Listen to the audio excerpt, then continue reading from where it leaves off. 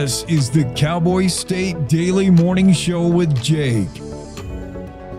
The new way Wyoming wakes up.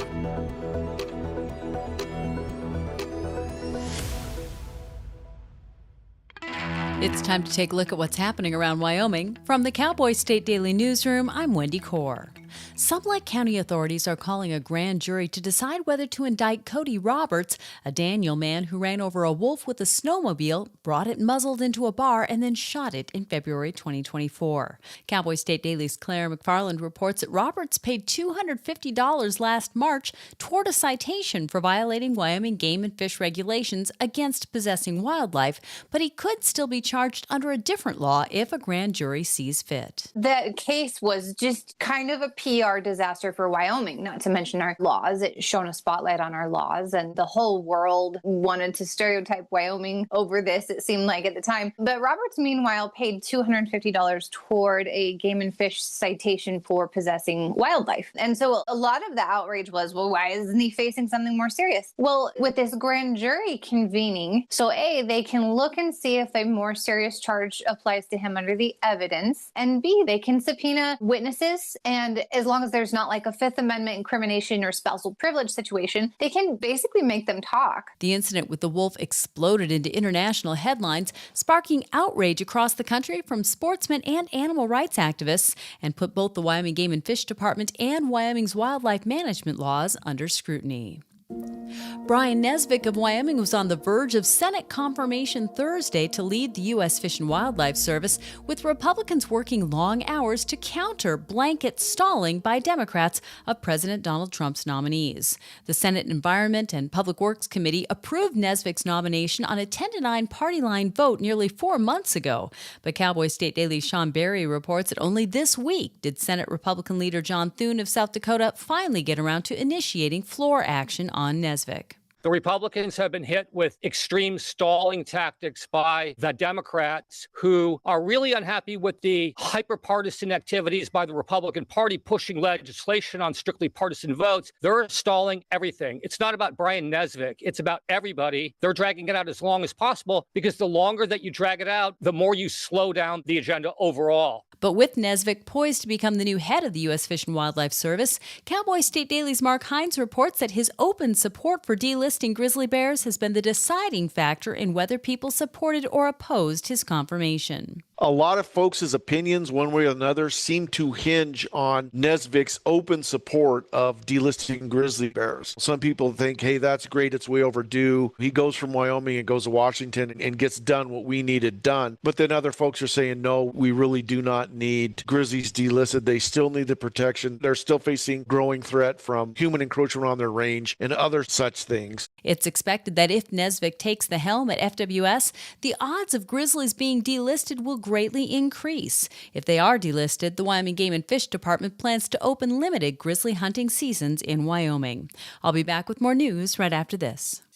Find expert vascular care right here in Wyoming. Wyoming Interventional and Vascular Associates, or WIVA, is a division of Casper Medical Imaging and is home to experienced subspecialized physicians and physician assistants who provide comprehensive services to treat vascular disease. From PAD and AAA to venous disease, WIVA offers tailored solutions to get you back to enjoying the things you love. Schedule a consultation with WIVA today at caspermedicalimaging.net/WIVA or by calling 307-577-1003.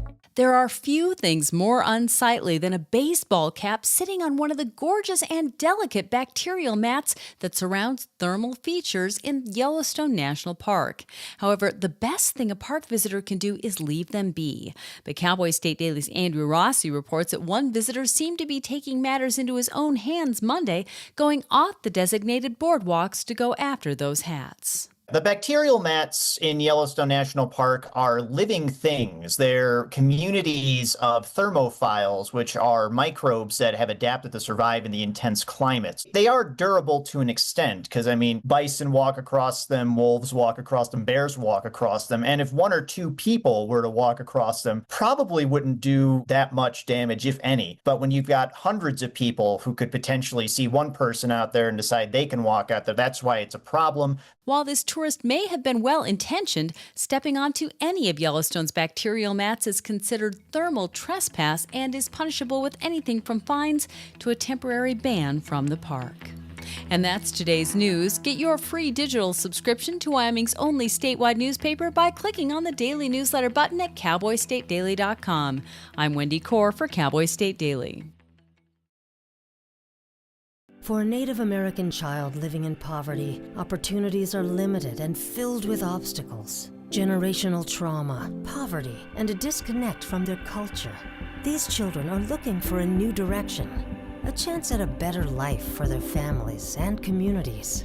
At St. Labre Indian School, Native American children get that chance. I like that they try to keep us safe. I do feel safe here. My favorite thing about Labre is how they incorporate our cultural values into our everyday education. St. Labre is more than a school. Here, every child gets the education and tools to become the change makers of tomorrow. Graduating from Labre will allow me to attend bigger universities and colleges through their scholarship programs. Learn more about how St. Labre is helping lead our children to a future that is proud, prosperous, and free. Learn more at stlabre.org.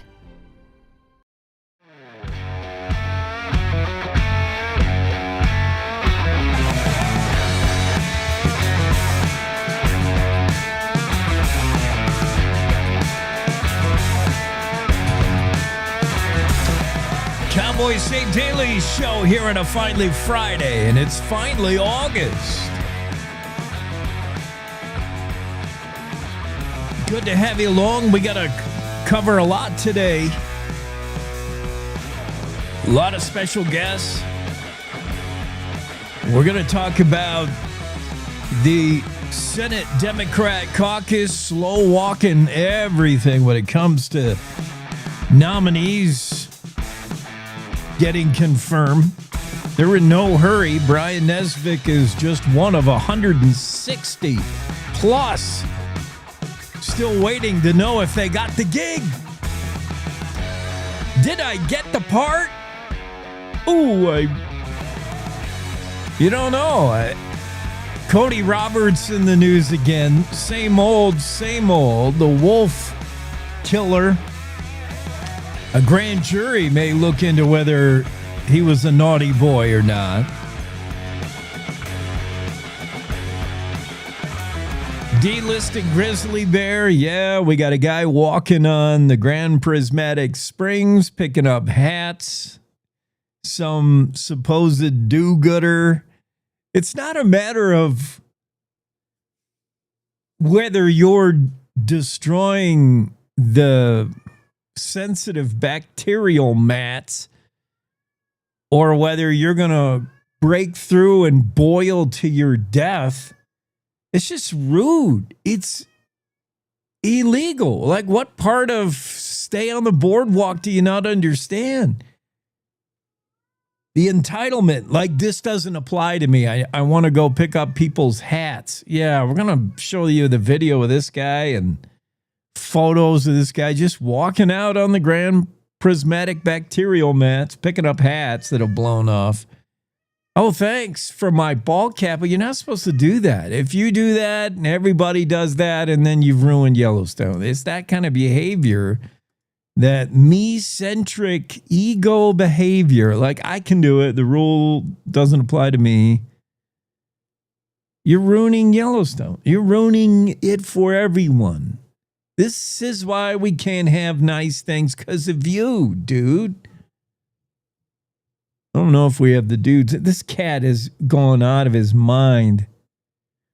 It's impossible to have a professional podcast with any degree of professionalism. This radio show, I try to bring the utmost of,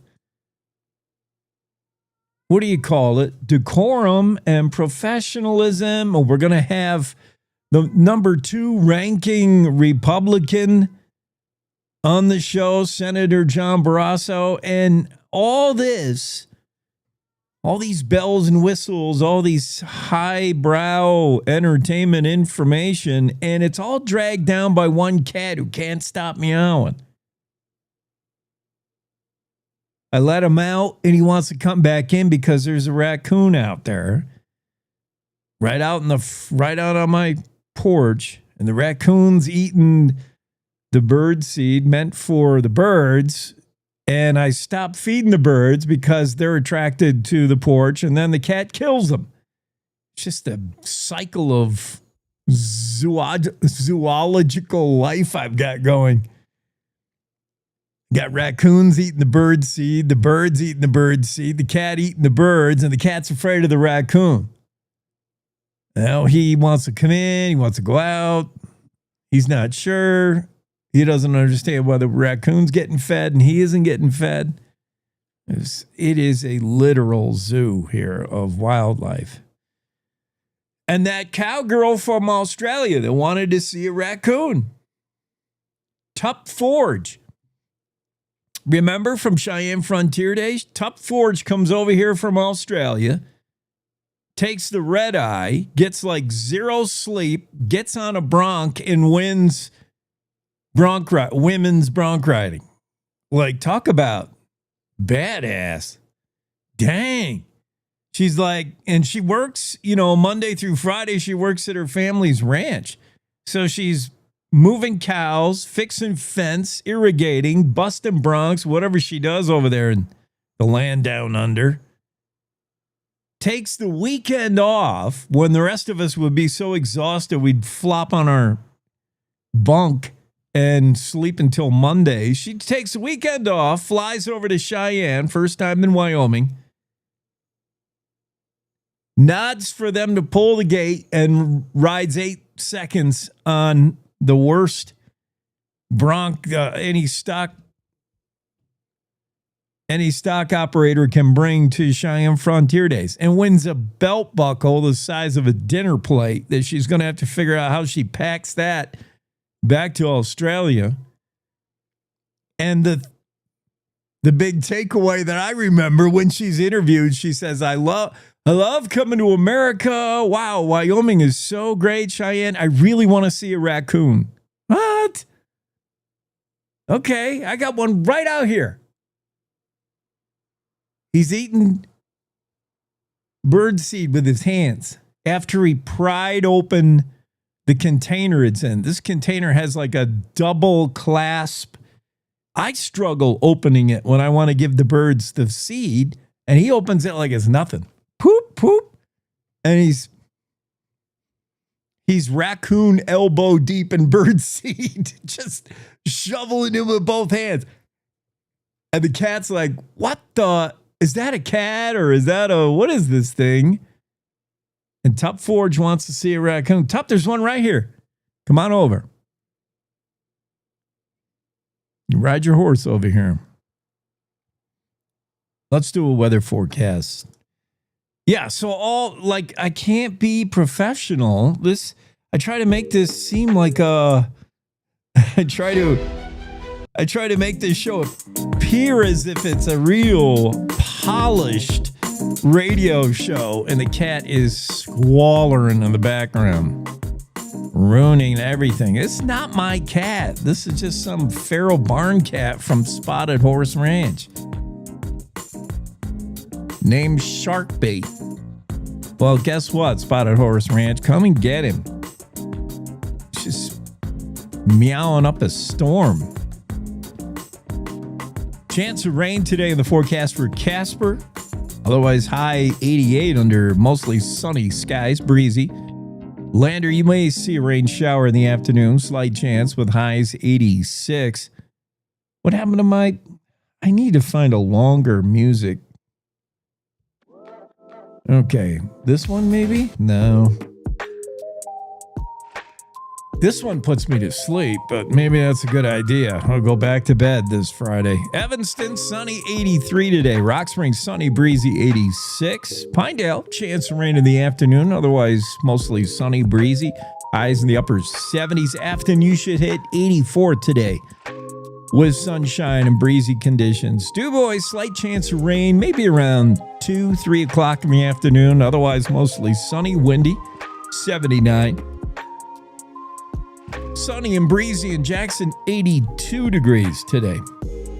Heading up to Old Faithful, it'll be mild, 76 with windy conditions. Thermopolis, chance of rain in the mid-afternoon, otherwise mostly sunny with highs 89 in Thermop. Cody, 86. Thermopolis got some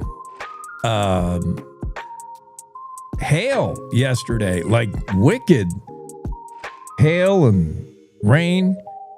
Cody, chance of rain right around 1 o'clock, otherwise mostly sunny, highs 86. Powell, maybe a rain shower around 2 with highs 88. Buffalo, rain, we're thinking maybe 4 o'clock in the afternoon, mostly sunny, otherwise highs 83. Sheridan, a little bit of fog in the morning and a little bit of rain in the afternoon, otherwise sunny, 87. Gillette, areas of smoke today and a chance of rain in the afternoon. Sun trying to bust through, 85 the high in Gillette.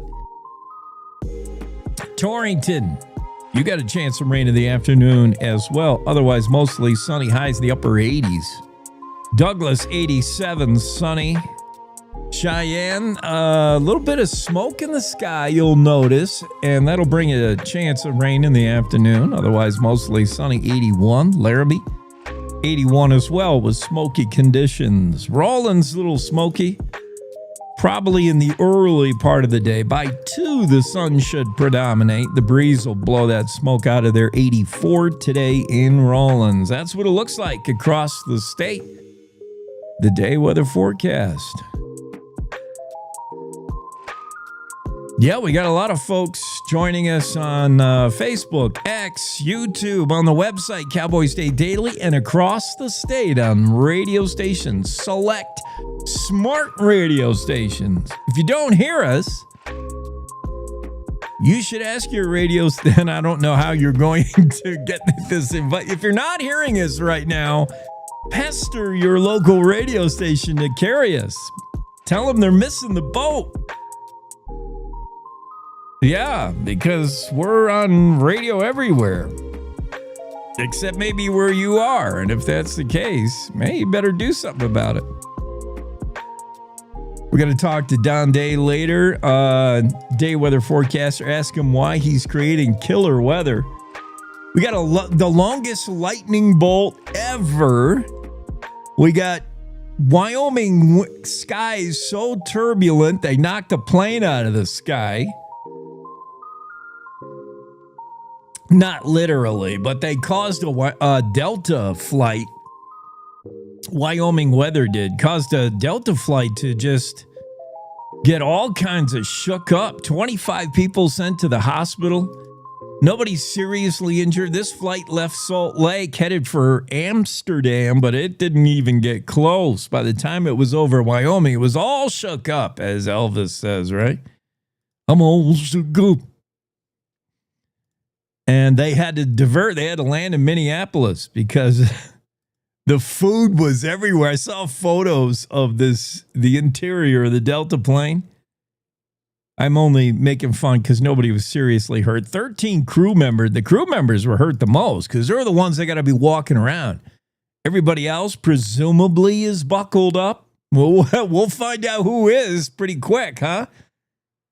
If you just hit the overhead baggage bin with your noggin, maybe you didn't have your seatbelt on. That's why they check.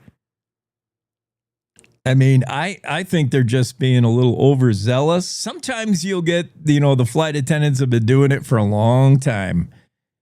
And they'll give the once pass through and they're not really looking. And then sometimes you see the ones that just got hired within the year, and they are really looking whether you got your seatbelt on and whether you got your devices turned off and whether you got something stowed under the seat. Like, they want the seat up, they want your seatbelt on, and they are checking everybody. And this is why. This Airbus A330-900 was carrying 275 people, crew of 13. Took off from Salt Lake not long after that, over Wyoming skies. Turbulence, severe turbulence. Justin George has the story of the Cowboy State Daily about this Delta flight that got all shook. Didn't make it to Amsterdam. They had to set down in Minneapolis just to clean up the food fight. Man, I see the photos in the story. Seriously, I don't know why they continued to serve meals. Either bring your own snacks if you have to eat on a flight, or just eliminate the food. I mean, who is eating airline food anyway? Ugh. I don't know. I have literally the worst diet of anyone. Terrible diet. We're going to talk today. Today's Friday, so we talked to Piper, who has the opposite diet of me. Piper is like natural, organic. She actually cooks. My idea of cooking is opening the cellophane that the food product came in. I'll have 2 food units today. Yeah, I have the diet of an 8-year-old, and I won't eat airline food. Come on, I got better sense than that. Really? That's like spinning the cylinder, man. That's Russian roulette. You're going to eat airline food. You might as well drink water in Mexico while you're at it. Drink tap water. Go ahead and eat that mushroom. Go ahead and eat that crustacean. If you want to gamble with your plumbing in that fashion, that's playing Russian roulette with 5 of the 6 cylinders loaded. You're eating airline food. Ugh. Well, that's what's in this photo. That's what's spilled all over the place. Delta Flight 56, Fox 13 was able, I guess, to get on the plane. Good for them. Way to go, Fox. They get on the plane. They take a picture of what happened to the flight. And it's basically spilled food. And then all the crew, you know, the flight attendants, they're probably not strapped in at that point. They're probably up trying to get you your food. Well, let me get you your meal. Let me get you your water. And they probably flew all over the place inside that plane. Really strong updrafts and downdrafts is the cause of turbulence when you fly over Wyoming that day. Don Day said, yeah, you could have encountered something really rude flying over Wyoming at that time and that day. It was yesterday. There was all kinds of hail going on. Some folks, passenger Joseph Carbone, says he flies quite a bit, and that was the worst he's ever had. He said, for a moment, I thought we were going to die.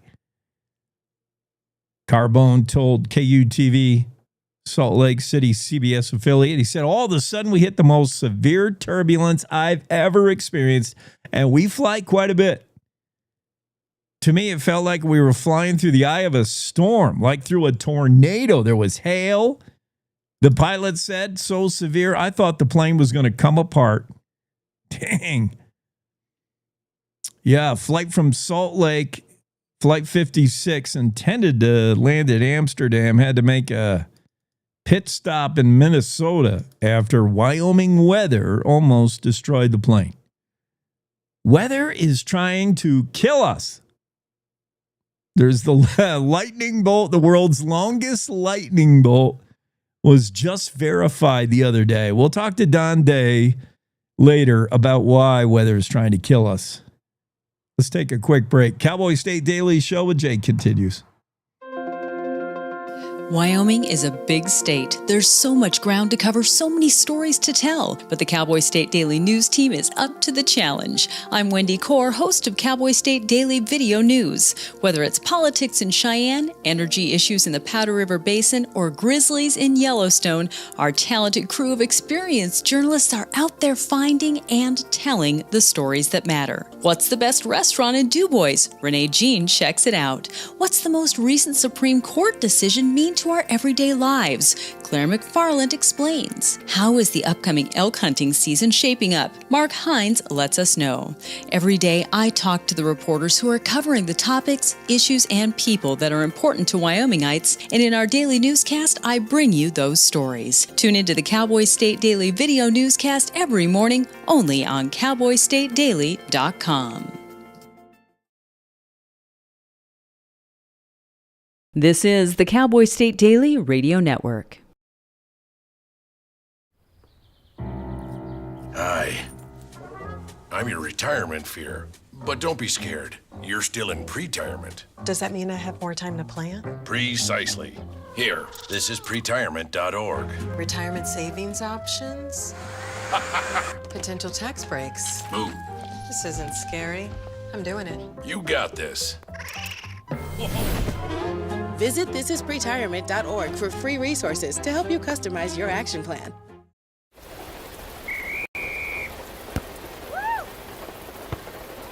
Come on! Go, Diane! Yeah, keep it going! Yeah! Go, honey!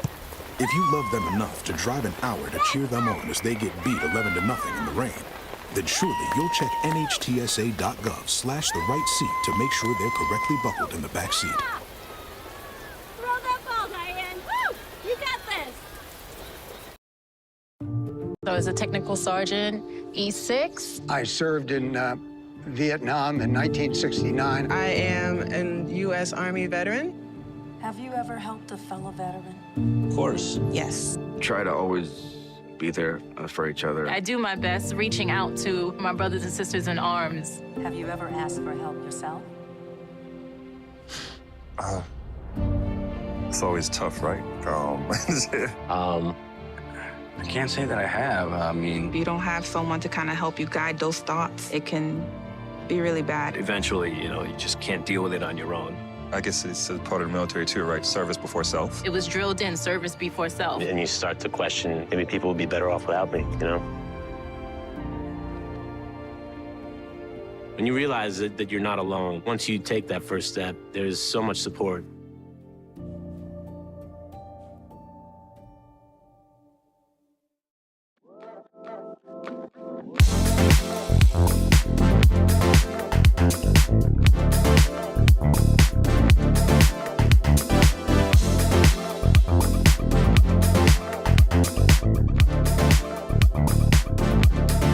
Cowboy State Daily show with Jake. This guy walking out onto the Grand Prismatic Spring left the boardwalk and just walking wherever he wants.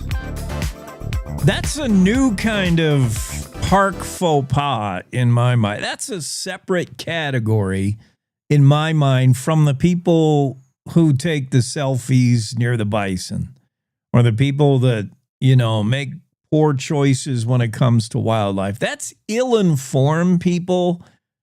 That's people who they don't have the situational awareness of something. I mean, there might be foreigners. They might not understand. I know in great part, Asian guests, particularly from China, when they see animals, they assume it's like a zoo thing. They assume everything's okay.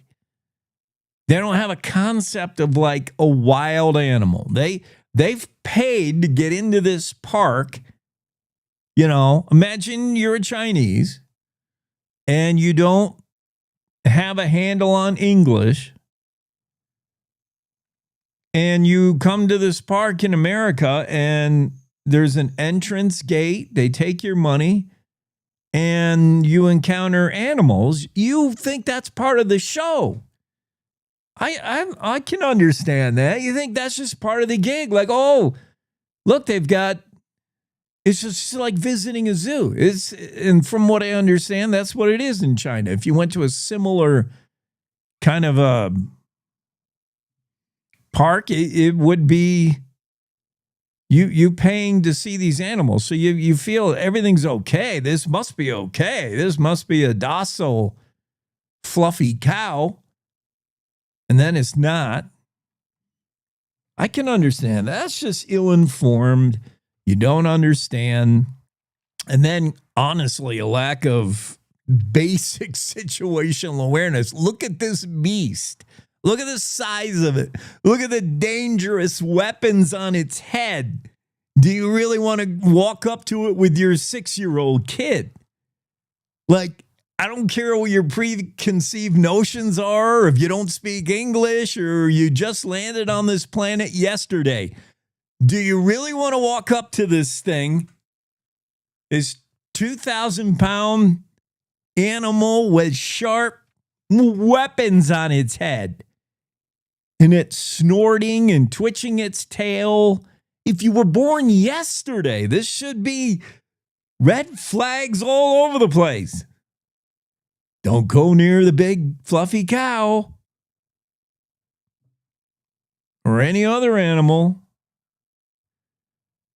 But I understand there are people who still walk through every red flag and don't get it. That's just ignorance. What we're seeing here with this dude that walks out onto the Grand Prismatic Spring in the Andrew Rossi story is not the same kind of thing. That's not the same kind of, I'm ignorant of the situation. That's, I don't care what the rules are. They don't apply to me. This is an intentional defiance and stupid, because this kind of stuff ruins it for everybody. Why do you think you can walk out there and collect the hats? The dude obviously isn't collecting his favorite. That's not even his motivation. I might be able to get halfway with him if his hat blew off and it was his favorite hat. But in the picture, in the photo I'm looking at, he's got a hat on his head, a terrible, silly one. But he's got a hat. No, he's picking up all the hat. He's taking upon himself to clean up the litter of Grand Prismatic Spring. And if you ever gone there, there's hats there every single day. The rangers get them every once in a while when they can. But yeah, people's hats blow off. It's windy. And there's always hats there. And for the most part, 99% of the time, you and I don't think upon ourselves, well, I'm just going to walk out there and get them. What? What gives you the, yeah, this guy's hat that he's got on, dude, maybe that's his motivation. He's going out there to find a better hat. Because the hat he's rocking in this photo, yeah, I don't know. It's like a lady's hat. So this guy's he's in flip-flops. I don't want to stereotype, but I've seen this kind of guy before. And this kind of guy is the kind of guy who says, you know, remain on the boardwalk rule. That doesn't apply to me. I know better. I know how to walk out onto a Grand Prismatic bacterial mats and not break through. I know where to place my feet. I know how to do it that it doesn't hurt the environment. I know what I'm doing. That's this kind of guy. The same kind of guy who says, I know this hat looks ridiculous, but I'm wearing it really good. It wouldn't work on you. That's the kind of guy we're dealing with. See, I can profile with the best of them. Andrew Rossi writes a story. It says, other Yellowstone visitors horrified Monday as they watched a man in flip-flops walking off the boardwalk onto bacterial mats around the Grand Prismatic Spring. He was picking up hats that had blown off people's heads and breaking the law. Andrew managed to talk to a guy named Jeff Henry. Henry has worked for a long time as a Yellowstone employee, so he's seen a lot of things. He, as an employee of Yellowstone back in the day, used to be the one who walked out and got hats. That was in another time. He couldn't speak to how they do it today, but he said, yeah, in my time, we would go out and collect the hats every once in a while. And he said, quote, I use my eyes and head to get out there. I try to walk where bison have walked. So if you see bison footprints, that's a good indication that if a 2,000-pound buffalo didn't break through, you probably won't. And I tried to minimize my chances of breaking through the thermal crust. I was also aware of runoff channels that, quote, leave little ridges of accredited geyserite, whatever that is. You can walk on those, he said, and then you won't damage the bacterial mat. So you're doing potential damage to the land, the sensitive bacterial mats. Maybe not one person, as Jeff Henry said. In this one case, the guy probably didn't ruin the springs. But what if everybody did it? What if two people, and then two people did that, and then someone saw them and they did it, and then three, and then four, and then pretty soon everybody thinks they can just walk off the boardwalk and walk on the gram prismatic bacterial mats. That'll ruin them. Jeff Henry said no visitor should take that initiative. These bacterial mats will heal themselves over time. I think one person won't cause too much damage, but it's illegal and destructive. Let a ranger get the hats. Yes, that's my beef with this dude. It's not the same thing as someone who gets gored by a bison because they get too close. That's just ignorant. That is fun to put on websites like, or Facebook pages like Yellowstone National Park Invasion of the Idiots, where we get these photos from. This is just intentional defiance, and I don't like it. It's arrogance. I don't need to follow the rules. And if everybody acted that way, we wouldn't have Yellowstone. This is why we can't have nice things. Guys like this. Yeah, my 2 cents on the dude he's not identified in this photo, but Yellowstone's really good about figuring out stuff. Like from these photos, some of them are pretty clear of the guy. I think hopefully we find out who it is. Just look for a man who shops in ladies' hat stores, and I think we'll track him down.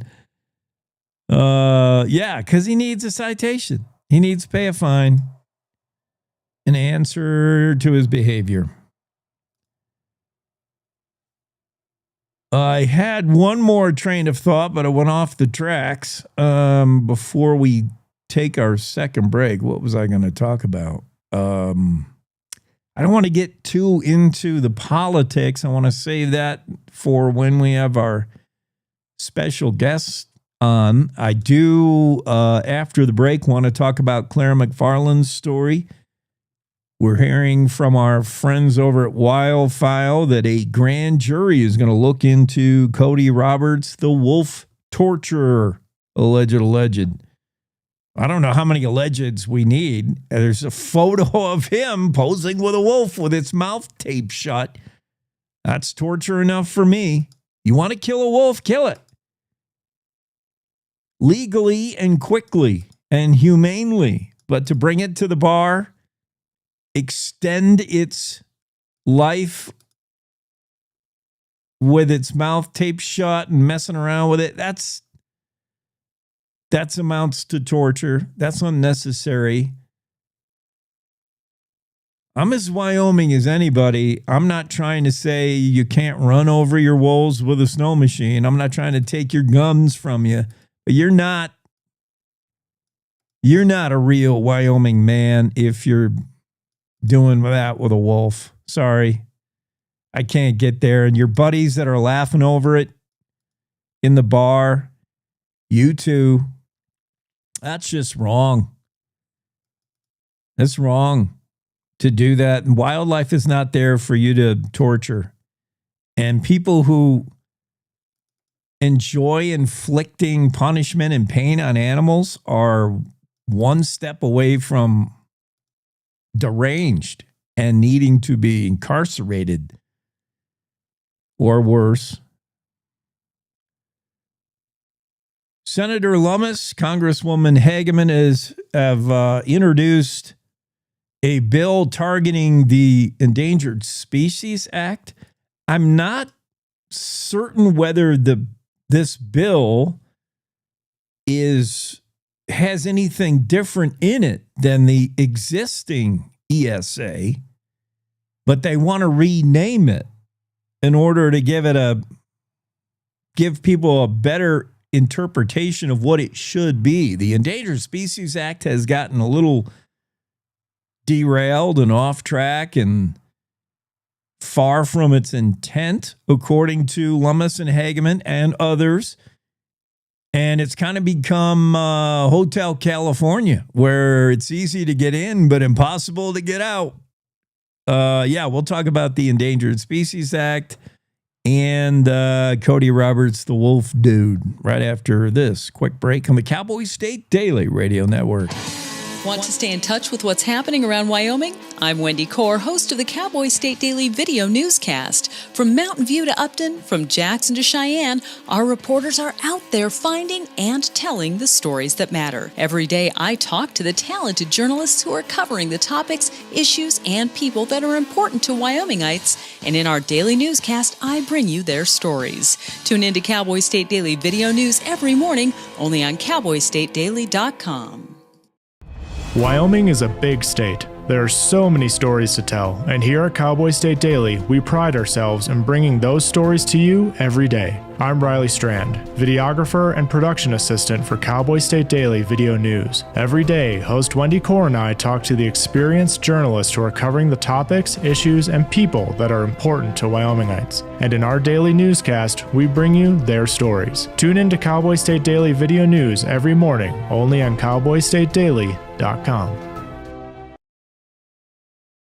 You're listening to the Cowboy State Daily Radio Network.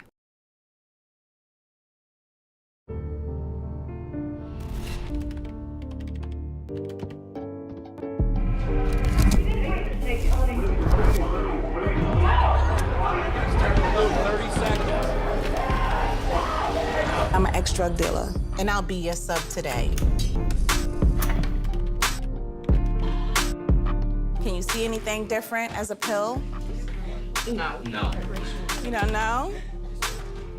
Fentanyl is being mixed into everything now. There's only one thing that will save somebody's life. That is naloxone nasal spray.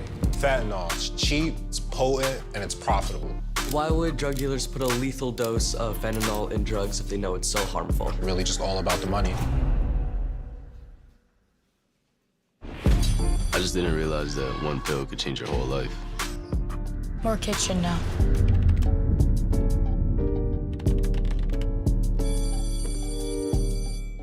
In today's digital world, it's hard to know who to trust. Your local TV and radio stations bring you the facts. Misinformation and deep fakes flood social media, but broadcasters deliver verified and accurate news. For news, emergency updates, sports, and entertainment, turn to your local stations. Text TV to 52886 and urge Congress to support the vital local journalism broadcasters provide. Did you hear? Todd's in the hospital. Who's Todd? He got a collapsed lung from vaping. He thought it was cool. Not cool. Promise you won't vape, Emma. It can lead to a lifelong addiction, and we can't be friends if your lungs collapse.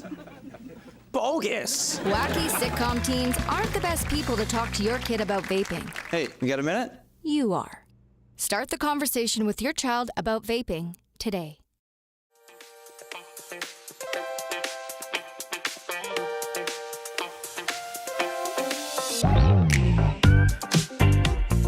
Cowboy State Daily Show with Jake on a finally Friday. Tom checks in. Tom is the same guy who wants to trade hats.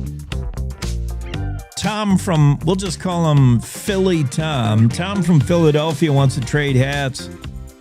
He likes the cowboy hat. Abby, who we had on yesterday, says we do have more.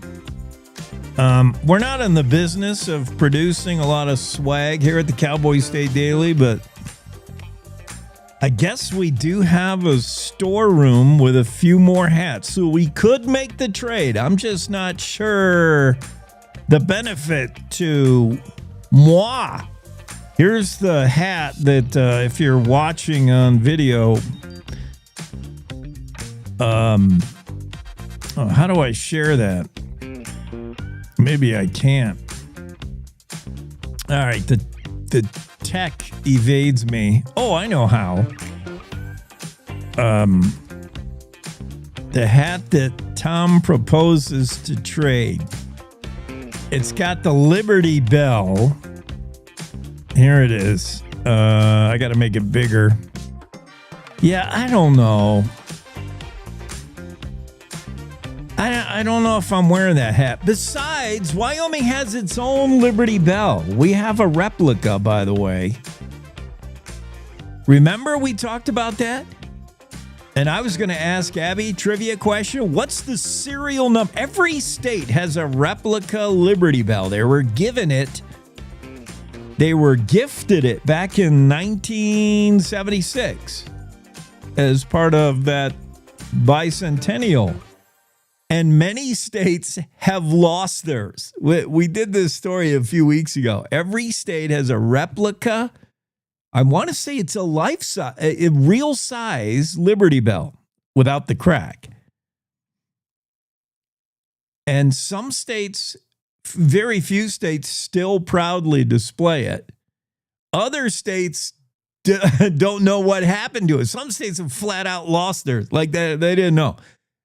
Utah, for instance, didn't even know where theirs was and then had to go find it. They were like, oh, here it is.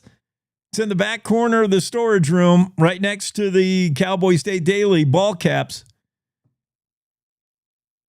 So Wyoming has one, and it was recently refurbished. They fixed it all up, and it's down there at Cheyenne on Capitol Hill or wherever. It's out. You can go see it. We did that story.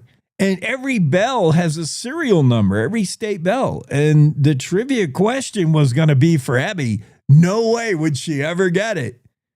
What's the serial number of Wyoming's bell? And the answer, oddly, is 0.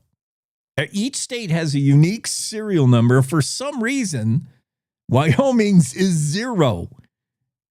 We have Bell 0. Why am I talking about? Oh, the hat. Yeah, so I don't know if I need a hat with a Liberty Bell. Wyoming has a Liberty Bell. I don't know if this is a fair trade, Tom.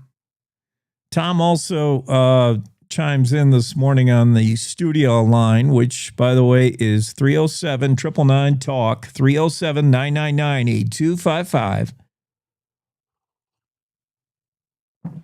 Text me with your offers for a Cowboy State Daily hat. Tom says, in Yellowstone, just take down all the warning signs and let nature take its course. I mean, we've been trying that for a while. That's the problem with a nanny state government is people are coddled so much they survive things that should have taken them out of the gene pool. And there's no end to potential Yellowstone victims of stupidity because these are people that should have not survived up to this point. That's why back when we were kids, riding in the back of pickup trucks, drinking out of the garden hose, what don't kill you makes you stronger. Poor decisions have made me stronger. And when you're coddled and bubble wrapped all your life, it's an unnatural, you surviving unnaturally. And then you procreate and you make some more unnatural survivors. And pretty soon you got Yellowstone idiots. That's how it happens. So, yeah, it's not a bad idea, Tom. Take down all the signs in Yellowstone. The ones that say don't approach the bear. Bear dangerous. Bear got teeth. Take those signs away. Take the speed limit, go as fast as you want. Go off the boardwalk. If you survive your week trip to Yellowstone, then we're a better nation in the end. You'll be a better informed voter. We'll be a better, stronger country. And whoever survives Yellowstone, they'll be the new, true, red-blooded American. Yeah, I don't mind that idea. I survive Yellowstone t-shirt. And then it wouldn't be out of line to say, you know, a station wagon family of 7 visits Yellowstone. They come with 7 and they leave with 5. Could be the case. Natural selection. Now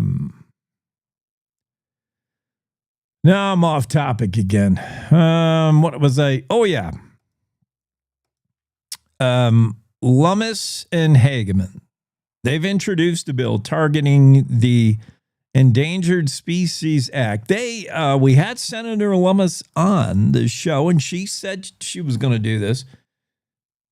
Same with Congresswoman Harriet Hageman. She's been on the show, and she said she's frustrated with ESA. It's the Endangered Species Act has often been weaponized to hold up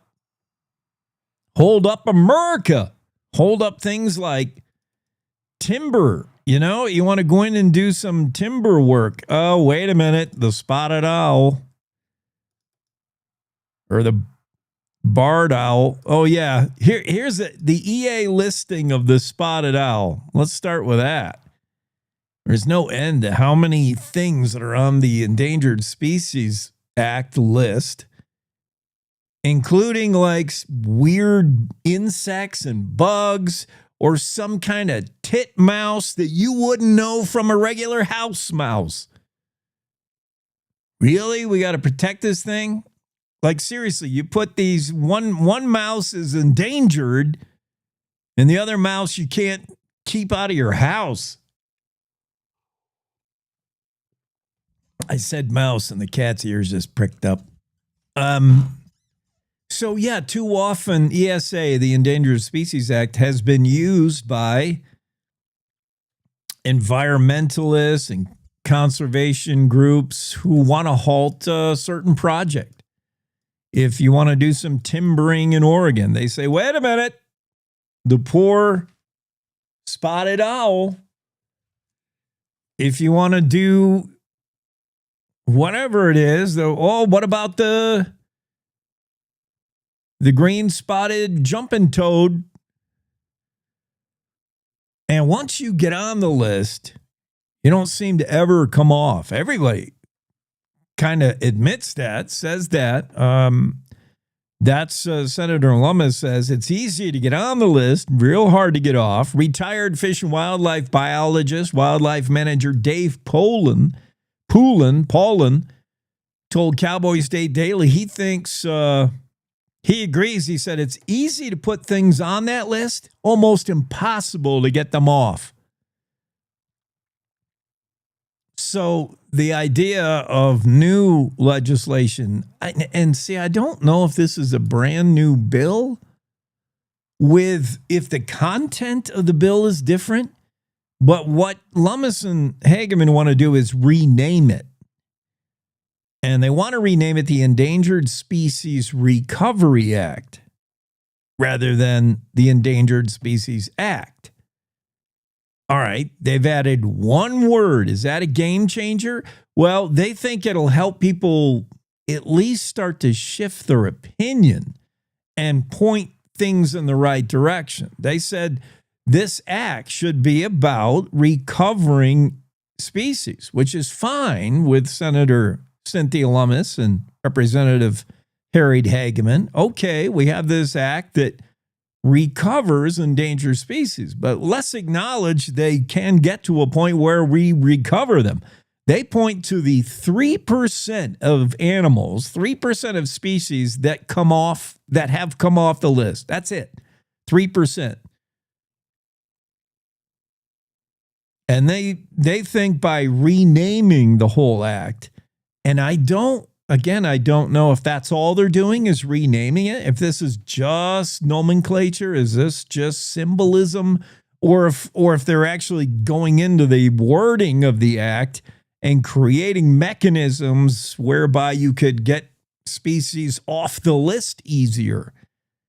I don't understand that. I don't know that it's properly explained to me, but of course I don't read to beyond a 6th grade level. But right now, the gist of the story is renaming the act itself will help people get in people's minds that the whole act is about recovering a species, not just putting it under glass and saying, forever, this spotted owl is, you can't do anything. If somebody sees a spotted owl, halt the bulldozer. Relabeling would aptly reflect the ESA's original intent, says Wyoming attorney William Perry Pendley, who talked to Cowboy State Daily's Mark Hines, who wrote this story. I think Mark wrote it. Yeah. The issue with the ESA, Pendley says, goes far beyond the name, but changing the name would set the right tone. Yeah, so he acknowledged, the issues are far bigger than just the name change. We need to actually change the act itself, the wording of the act. But I don't know if that is what is being proposed. That's not clear. Yeah, the ESA went off track, said this lawyer Pendley. Somehow it's gotten off track. Roughly 1,600 species are currently listed under ESA. And 3% of them have ever come off the list.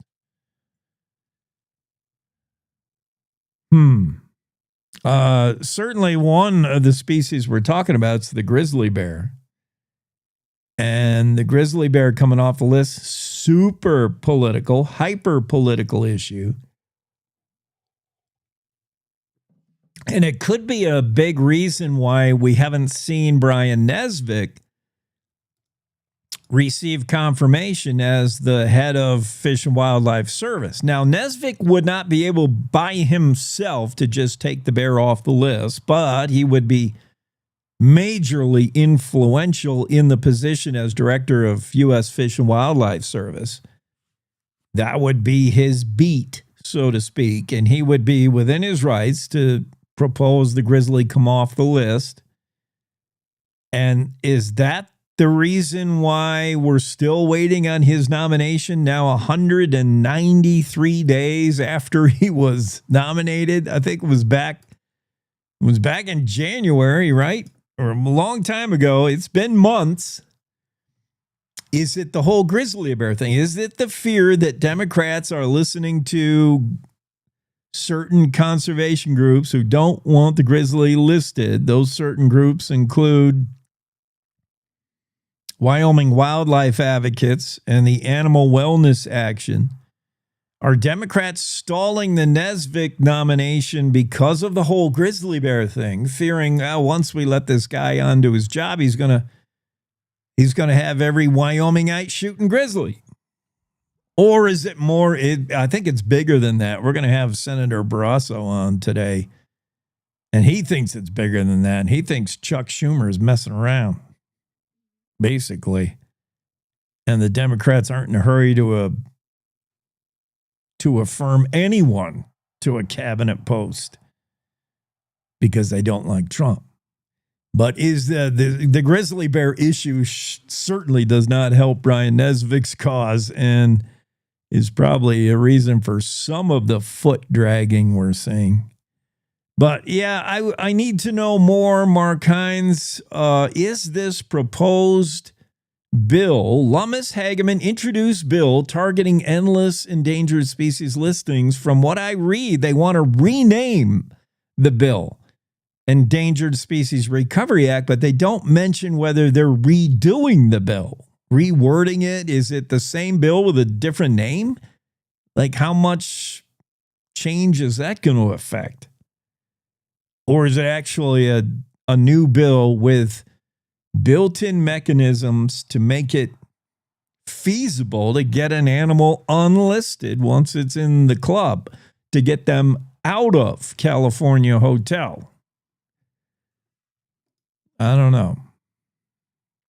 That bears more reading, which is good because I have a chance to read it now. We're at the top of the hour news break. Maybe I'll actually read the story.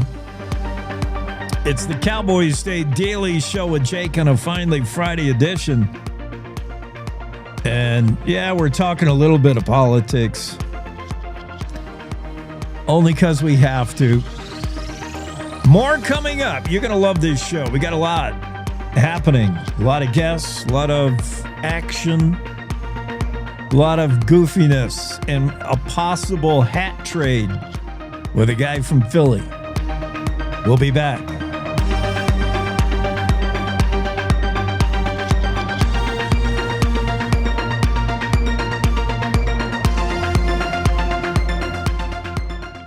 It's time to take a look at what's happening around Wyoming. From the Cowboy State Daily Newsroom, I'm Wendy Kaur. Renaming the Federal Endangered Species Act to the Endangered Species Recovery Act is purely symbolic, but it points things in the right direction. That's what a former Trump administration official said regarding a measure introduced by Wyoming Republican congressional delegates Senator Cynthia Lummis and Representative Harriet Hageman on Thursday to formally add the word recovery to the ESA's title.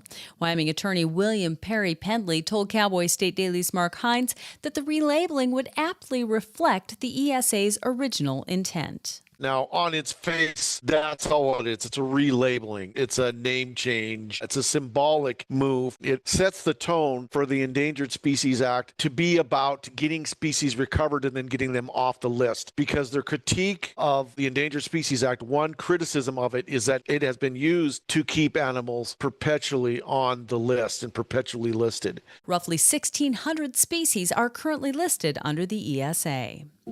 Wyoming lawmakers wrestled with two energy questions on Wednesday. Should the state invest heavily in squeezing more oil from aging fields? And should it pass a resolution calling for a compact with neighboring states and Canada to build CO2 pipelines? Cowboy State Daily's David Madison reports that the Joint Minerals, Business, and Economic Development Interim Committee delivered a split decision, keeping alive ambitious proposals to boost enhanced oil recovery while rejecting a resolution calling for an interstate pipeline compact. We already have a pipeline system in Wyoming, and there are pipelines in other states, but the ambition is to expand it and to coordinate with other states to do that. The resolution was ultimately voted down, but I think that there was, my sense from being in the room when they discussed it, was that legislators generally supported the idea. They just didn't think we needed to pass a resolution to say that. The committee did vote to move forward with a $250 million plan to boost oil recovery using carbon dioxide injection. A man accused of harassing multiple hikers along the Continental Divide Trail suffers from schizophrenia and needs help. That's what Nicholas Sampson's mother told Cowboy State Daily's Claire McFarland.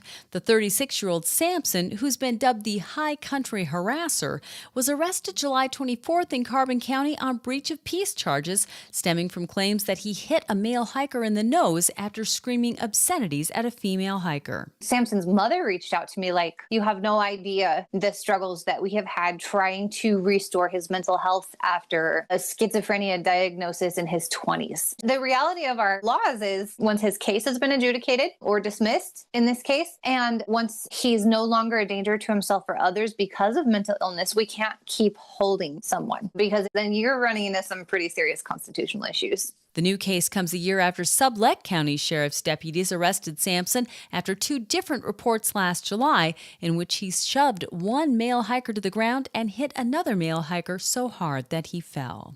I'll be back with more news right after this. Find expert vascular care right here in Wyoming. Wyoming Interventional and Vascular Associates, or WIVA, is a division of Casper Medical Imaging and is home to experienced subspecialized physicians and physician assistants who provide comprehensive services to treat vascular disease. From PAD and AAA to venous disease, WIVA offers tailored solutions to get you back to enjoying the things you love. Schedule a consultation with WIVA today at caspermedicalimaging.net/WIVA or by calling 307-577-1003.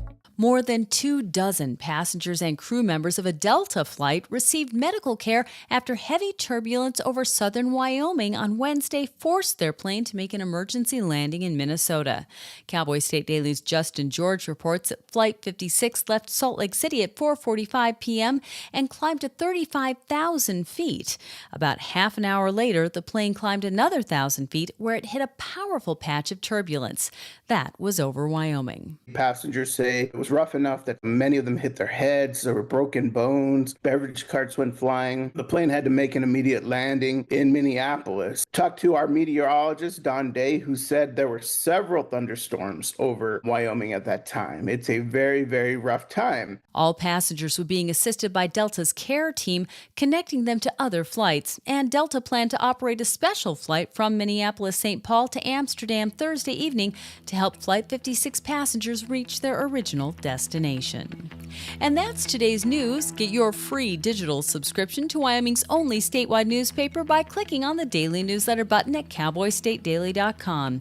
I'm Wendy Core for Cowboy State Daily.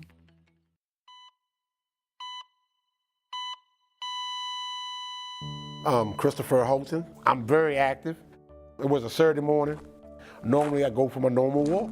With no warning, Chris suffered a near-fatal heart attack. But thankfully, Brian Buckley, a bystander, saw him collapse and rushed to help. He did this big gasp for air and then just stopped. It's like I went into autopilot. It's like all that training I did back in the day around CPR just magically came out of nowhere. Because of the CPR training that Brian received, Chris did make it and didn't die on the trail that day. CPR training provided by the American Heart Association. Looking at your hands, these two hands could save a life. Being a father, you want to be around. You want to be around for your kids. Heart disease is America's #1 killer. To learn more about how the American Heart Association helps save lives, go to helpheart.org.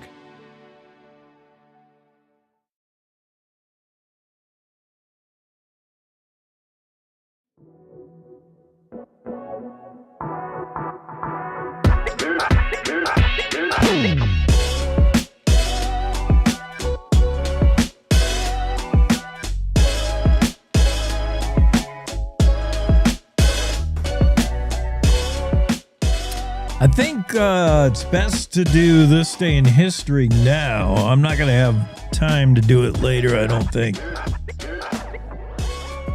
Oh, maybe I will. I don't know. I'm not feeling it.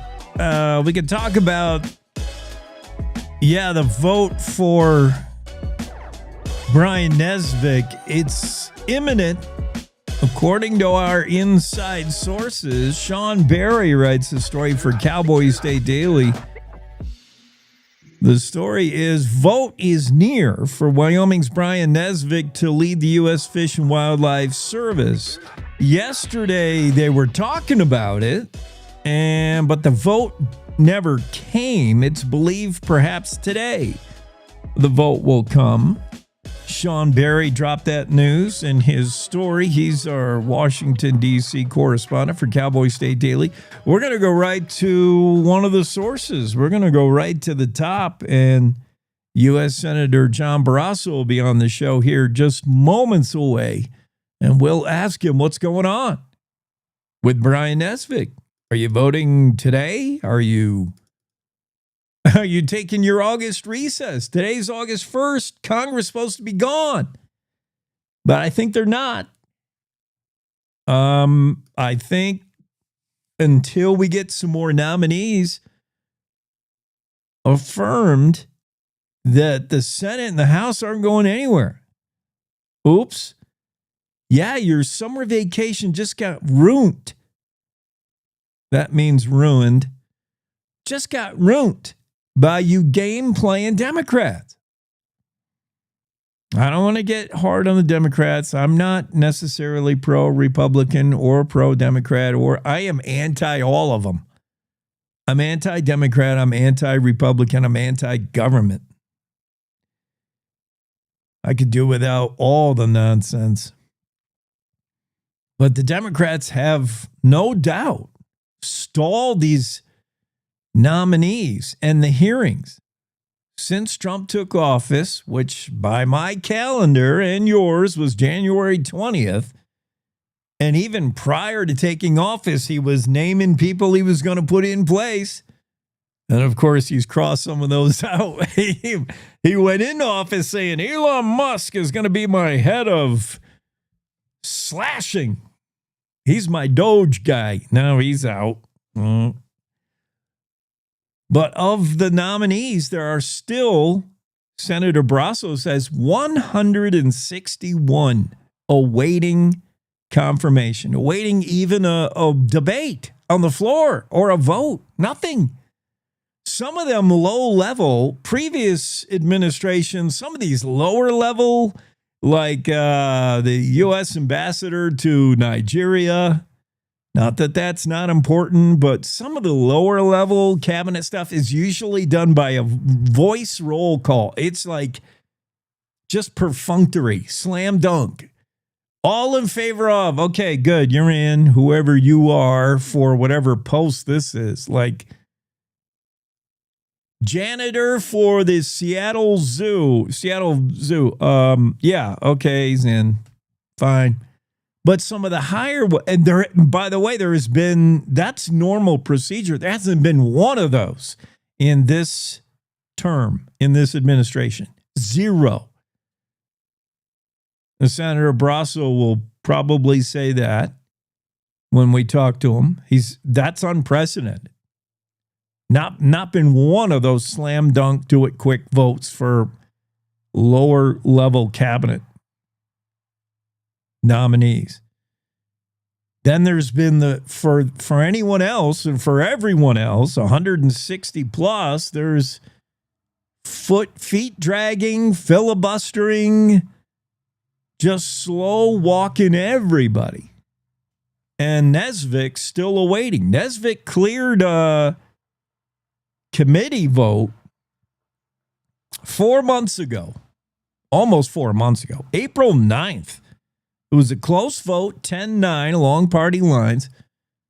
The Senate Environmental and Public Works Committee approved Nesvik's nomination 10-9. He's already cleared committee, awaiting discussion on the floor, which is yet to happen.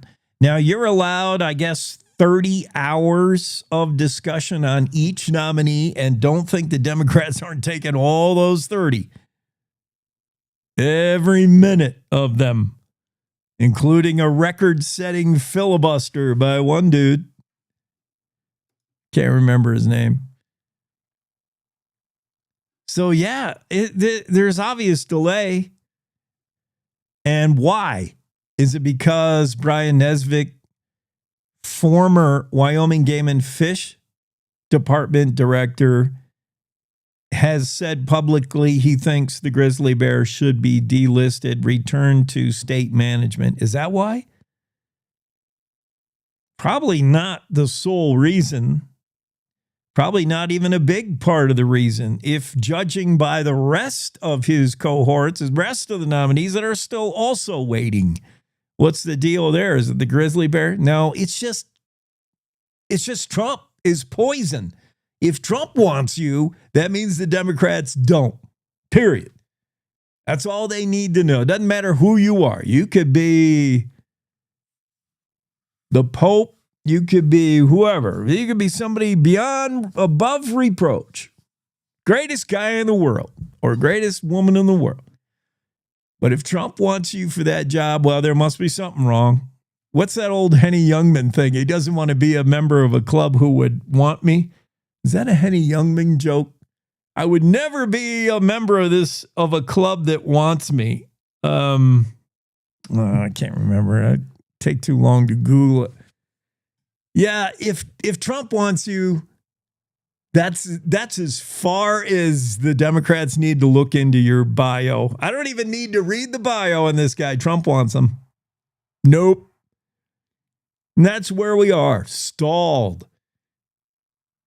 Don't take my word for it.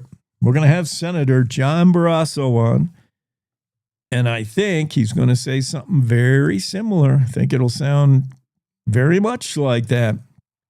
Long hours, counter blanket stalling by Democrats of President Donald Trump's nominees. That's what Sean Barry wrote, Sean Barry's story, saying that perhaps we could see a vote on Brian Nesvik anyway. If you wonder what priority, how they're triaging it, who gets to come up before the Senate first, I don't know. We can ask Barrasso, like, how do you know when it's your turn?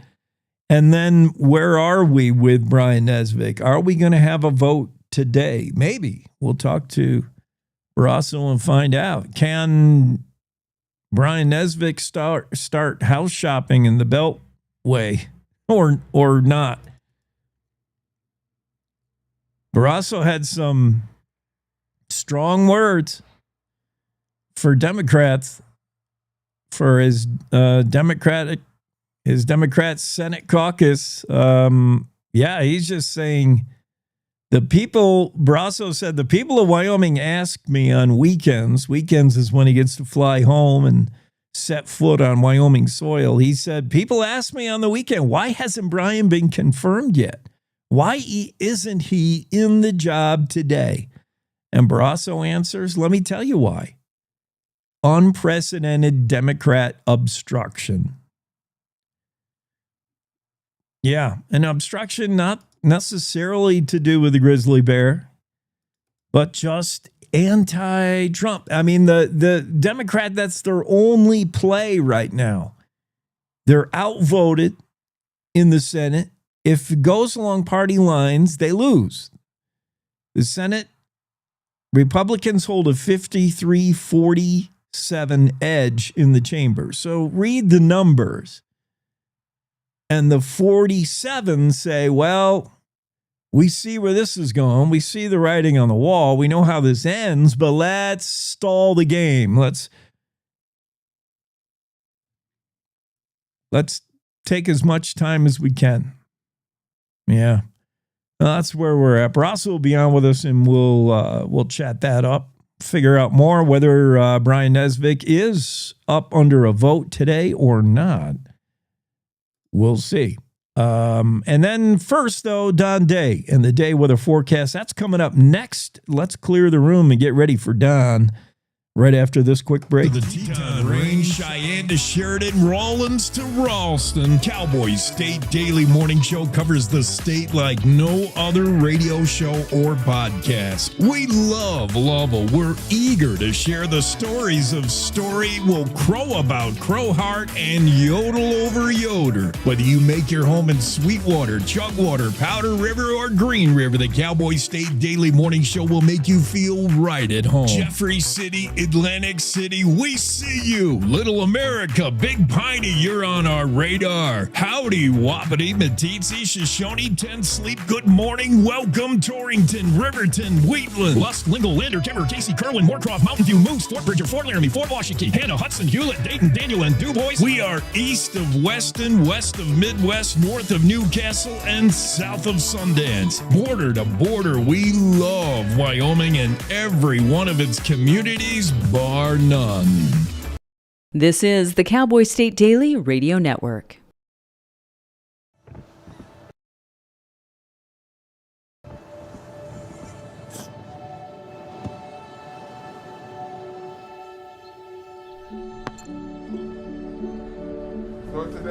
I don't remember how it started.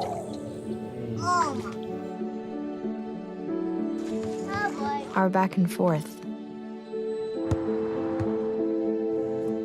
Victory. Fumble. Repeat. It always came back. Dad! Okay, here we go, throw it! Yeah. You probably don't remember what you told me, That was perfect. but I heard every word. Nice.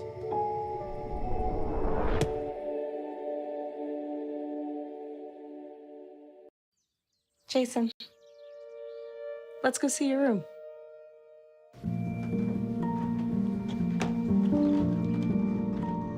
What do you think? We kept it a little spare, so you can decorate it how you like.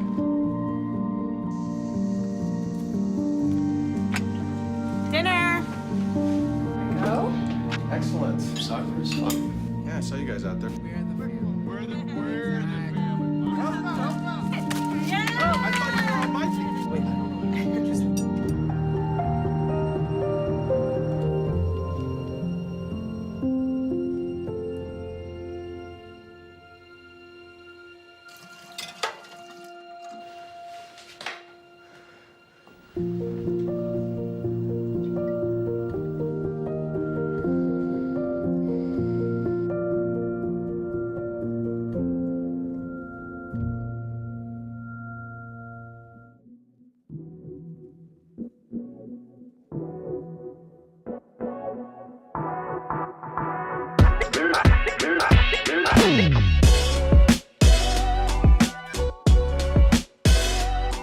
Time for the updated weather look. It's day weather forecast. Don Day joins us. Don, my question to you right now, simple.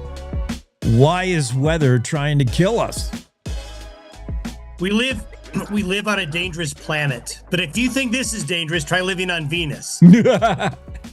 Is it really windy or hot or Yes. Yeah, all of the above.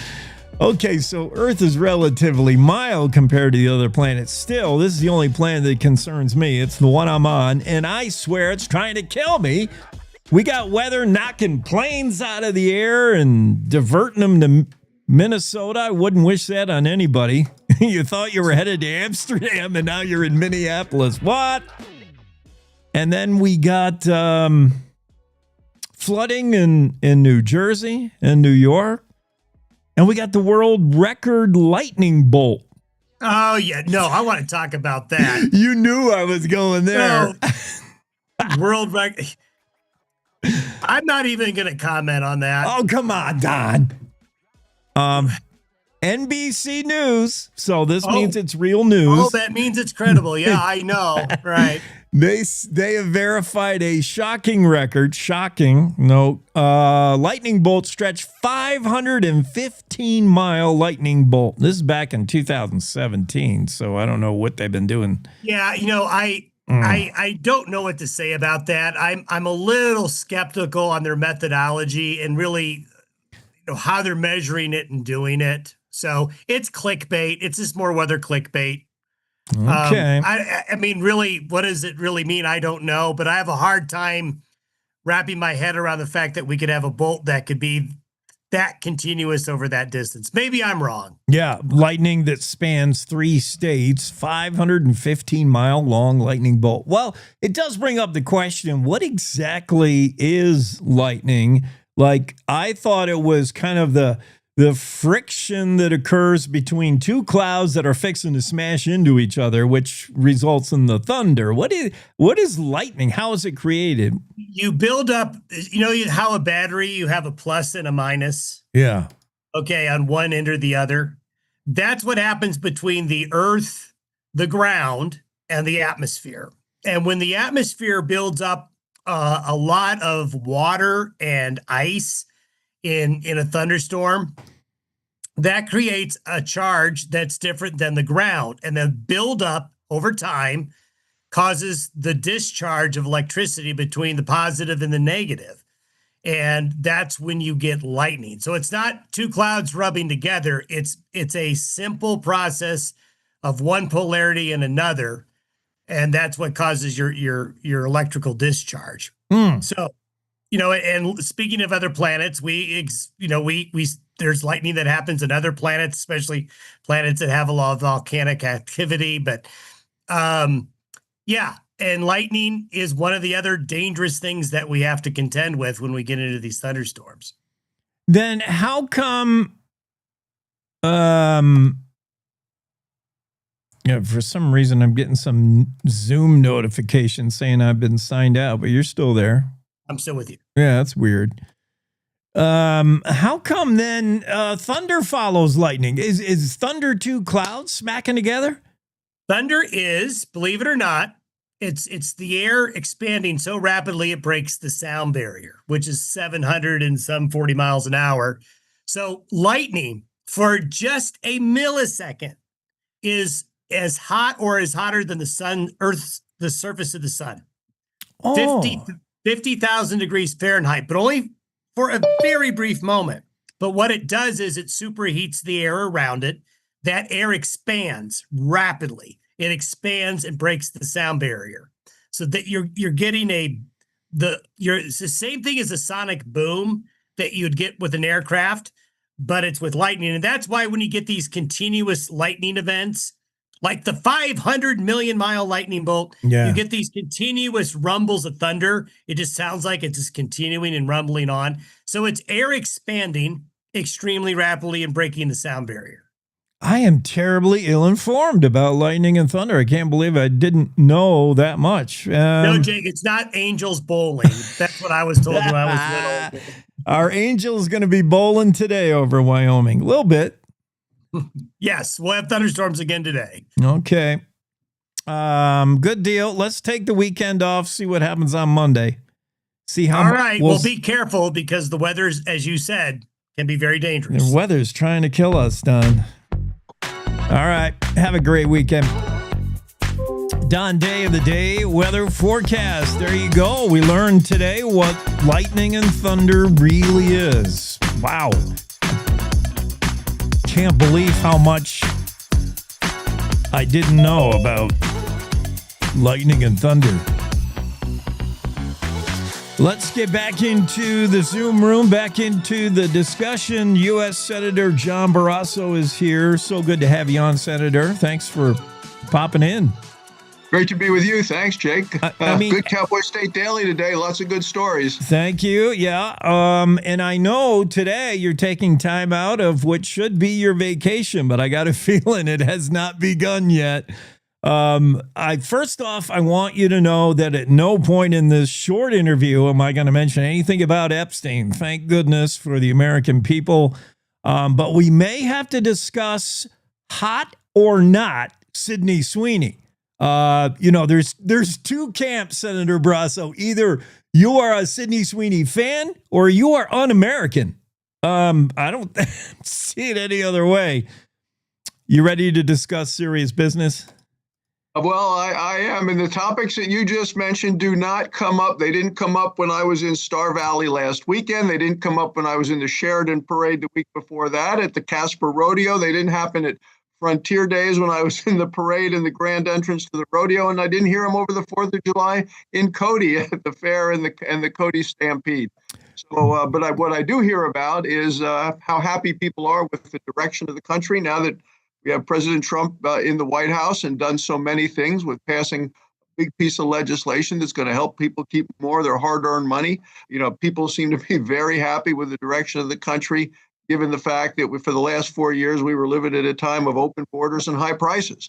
And President Trump has done exactly what he's promised to do in terms of shutting the border amazingly and getting a team on the ground to get the country back on track. But what you do hear over the weekend is what's the deal with Brian Nesvik? He's not the only one. We have, as you pointed out, over 160 nominees still in a wait-and-see mode. With Nesvik, it may be a little bit of the grizzly bear, Fish and Wildlife Service. He will have great influence in that position, but I got a feeling it's more of Chuck Schumer and his gang of Senate Democrat caucus who are just slow walking and slow talking everything. Why aren't we getting these nominees affirmed? What's happening? Well, you're absolutely right. They are. This is unparalleled obstruction, historic obstruction by the Democrats. And for so many of the nominees, there's this one thing, the fatal flaw is they were nominated by Donald Trump. I mean, that is why people don't like them. The number of, and you can only have so many votes a day because every nominee is allowed to be discussed and debated on the Senate floor for a full 2 hours, which means the Democrats are debating everyone and it has nothing to do with their qualifications for their job. Brian is superb. I've first met him overseas when he was leading our troops in Kuwait during the Gulf War. He's led Game and Fish, knows Wyoming, knows the issues, a Cheyenne local guy, but game warden in Western Wyoming, and just terrific for this position. And he's gotten out of committee months and months ago. But you're also right. He really is opposed by the liberal environmental left. They're raising money off of him for their causes because, you know, they use the grizzly bear and the gray wolf as their cash cow, as their golden goose, a way to get money for their cause. The grizzly bear, great agreement by what would you say? I always ask the question, what is it that George W. Bush, Barack Obama, Donald Trump all agreed? Grizzly bear is fully recovered. You know, when they put the grizzly bear on the endangered species list, they were down to about 100. Well, now they're over 1,000, and you know, doing great damage to our wild stock, our livestock as well, and wildlife. It impacts hunting, it impacts ranching, and we need to get them off the endangered species list. Period. We've had legislation to do it. The environmental activist extremists always get in there to try to shut us down. But this administration has really been hampered by the efforts of this resistance movement. You know, this Trump derangement syndrome. At first, I didn't believe it was real. It's real. These people are just beside themselves with their hatred of President Trump. And it's wrong and it's misguided, but it's slowing down the process. And if Trump says up, they say down. I mean, it is just that way. And, you know, you look behind my head there on the Zoom, you see my big map of Wyoming, and then a small map of historical Wyoming. And the picture below is Teddy Roosevelt in Cheyenne, 1903, going through the streets of Cheyenne. Teddy Roosevelt, you know, he's on. The kids get to see his picture or his face if they go to Mount Rushmore. You know, this is Wyoming through and through. And Brian Nesvik reflects that Wyoming, and he will do a great job at Game and Fish. Some of the indications that it's Trump's attachment that's the poison is I've heard you point out that some of these nominees are through committee with Democrat votes. But then the stall, and also the idea that, tell me, please, what is fast track voice votes? You know, for some lower level cabinet nominees, we can just say, yeah, oh, good. We haven't done that at all. That's exactly right. President Trump is the only president in modern history who's gotten none of his nominees through in that way. We allowed that to happen with President Biden, Obama, Bush. It's routine. I'm going to give another speech on the Senate floor today with a big chart about what percentage we're done going back to the Clinton days. And now the answer is 0 with President Trump because of this obstructionist Democrat. And, you know, they are so beholden to their liberal and even socialist left. Look who they've nominated to be. The Democrats have nominated to be the mayor of New York City, a guy that wants to defund the police and also wants to eliminate and abolish prisons. You know, that live there say, yeah, and we want an avowed socialist as our mayor. I mean, that's how far to the left this party, the Democrats, have gone. They're the party of high prices, open borders, and that's why the front page story last week in the Wall Street Journal was the Democrats are at an all-time low in terms of popularity. Only 1 in 3 people actually even identify in this country as a Democrat. Now, in Wyoming, you'd expect that. But I'm talking about the entire United States of America, that the numbers are that low because of the positions that the party has taken and this drift far to the left. You know, they side with the illegal immigrants and the criminals rather than the police officers and law enforcement and ICE. They seem as a badge of courage if they get arrested trying to break into an ICE facility. It is just baffling to people in Wyoming who watch this, fortunately from afar, to say what is happening to the Democrat Party and especially in the Californias and New Yorks of the world. Let me ask you honestly, in the chamber, you know, the Democrats don't have the numbers. It's 53-47. So their only tool at their disposal, you would think, is just feet dragging and delay. Is this something Republicans did in your experience to any degree? Have you utilized this tool to the degree you've seen it being used today by Democrats? Well, it's never been used to this degree. I mean, there's always been some foot dragging, as you say, but this is an escalation of more and more. And, you know, I think most Republicans say, well, this might have been a good idea or a bad idea. I think most of the things came out of the Biden administration were bad ideas. And I tried to defeat every one of those things because they just had a very different view of government. And, you know, the big difference to me between the Republicans and the Democrats is Republicans want to grow the economy. I mean, that's what President Trump is doing with energy in Wyoming, unleashing American energy, all of those sorts of things. Grow the economy so people have a better life. The Democrats want to grow the government. That's what they see. It's fascinating when you look at a Democrat state like California, Republican state, let's just choose Texas, how they view the success of the government. And in Texas, they measure how many people are working. That's a success. In California, it's how many people are getting aid from the state or the federal government. That's how they vision success. Well, here we are in Wyoming, and we're the equality state, which to me is about equal outcome, equal outcome based on your effort, not based on your existence. It's an equal opportunity. So not the outcome part, but the opportunity is what the equality state is about. It's the economy's a ladder to climb. It's not a line to wait in and get your hand out. And that's the thing that is, I think, fascinating to people of Wyoming, is why people don't see it the way we see it, where equality means your opportunity as opposed to the outcome based on your existence. Senator Barrasso, that kind of touches on healthcare, Medicaid system being strained by illegal immigrants and those able to work that aren't working. That's all Republicans are trying to say. You want healthcare and you can work. You need to be working if you want taxpayer handouts, and you need to be a U.S. citizen. And Jake, as you know, there are about 5 million people who are working age, able-bodied people who ought to be working. But with the expansion of Medicaid under the Obama administration and Obamacare, they said, no, you can get Medicaid.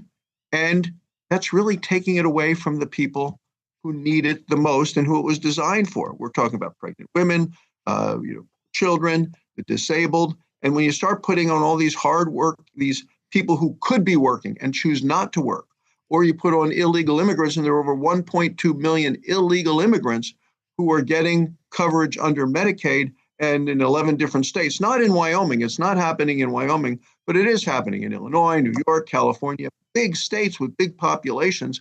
Well, that's draining Medicaid funds. And those states have actually set up a system that Biden okayed, and the Democrats kind of looked the other way when they set up these money laundering schemes to drain money out of Medicaid. And that hurts the people that Medicaid was designed for in the first place. So when you're giving it to 5 million folks who ought to be working and choose not to work, and over 1 million illegal immigrants, that hurts everybody else. Getting back to the confirmation hearings, what are you missing out on because of these endless confirmation hearings and still 160 nominees that haven't been heard? Other than your August recess, what are you missing? What do you should be doing, could be doing instead? Well, you're right, Jake, because if you're talking about these confirmations on the floor of the Senate, you're not actually passing legislation, because you can't do both at the same time.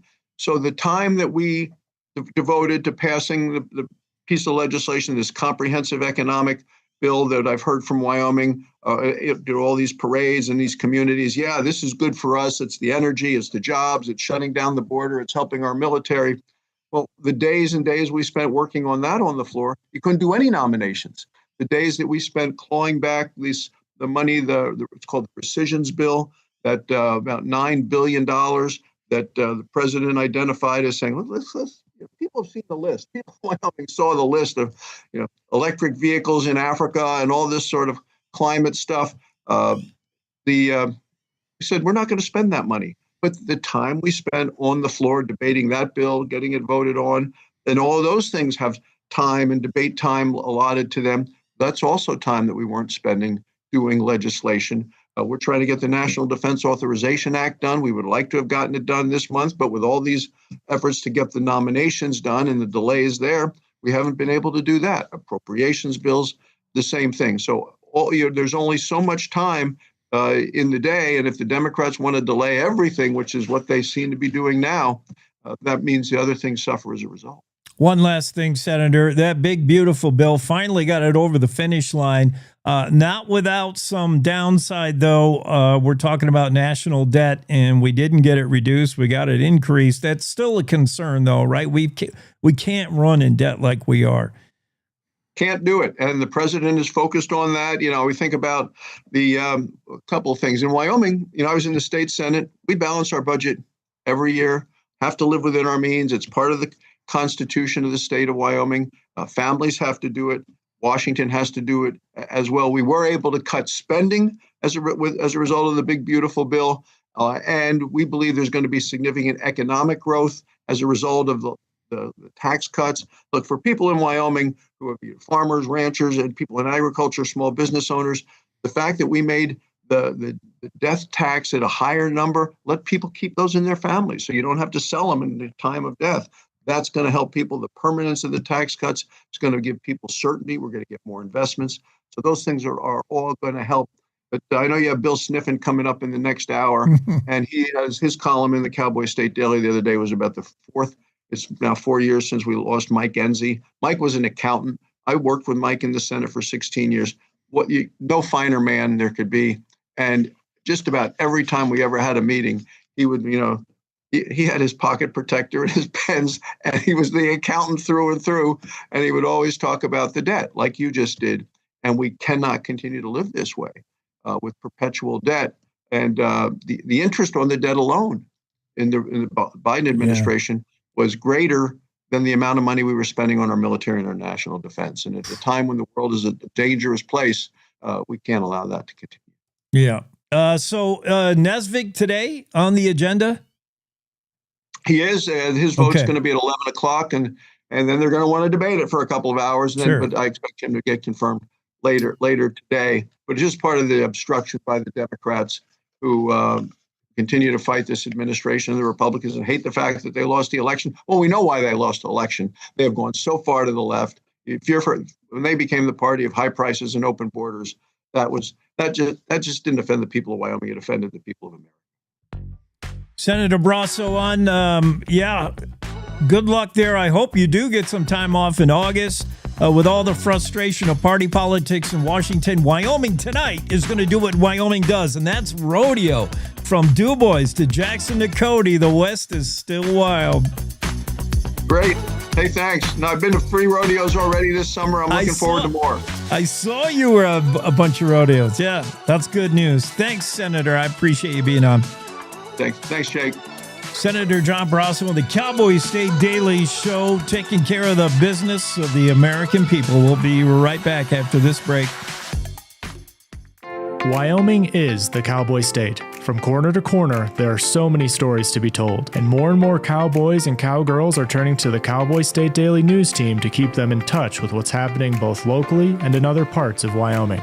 I'm Riley Strand, videographer and production assistant for Cowboy State Daily Video News. We're proud to bring the most important stories to our viewers every day. The stories that start conversations, the stories that make us laugh, the stories that make us think. Our experienced journalists at Cowboy State Daily are crisscrossing the state every day, talking to those who know the news best. Every day, host Wendy Core and I talk to the reporters who are covering the topics, issues, and people that are important to Wyomingites. And in our daily newscast, we bring you those stories. Tune into the Cowboy State Daily Video Newscast every morning, only on cowboystatedaily.com. You're listening to the Cowboy State Daily Radio Network. Sometimes fatherhood I'm the first Viking who wouldn't kill a dragon. can feel like an epic battle. But you will. But you can change your kid's world just by being there. And with a little help, you won't believe how high they can soar. All right, bud, you ready? I'm proud to call you my son. Come on! Never stop being a dad. To learn more, visit fathersincorporated.com. Logan Wilson here at the M Building in Casper, Wyoming. They do more than just support businesses and private events. They support nonprofits by offering reduced rates to help the community thrive. The staff here at the M Building have been incredible in helping me organize a fantastic event. They are great partners for those who want to make a positive impact on the community. Come check out the M for your next event.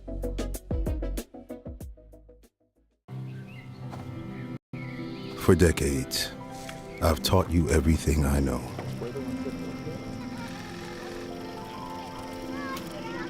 How to safely build a fire.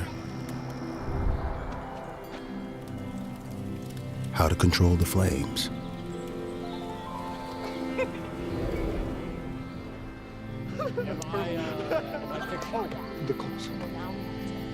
What to do with hot coals. How to secure your chains.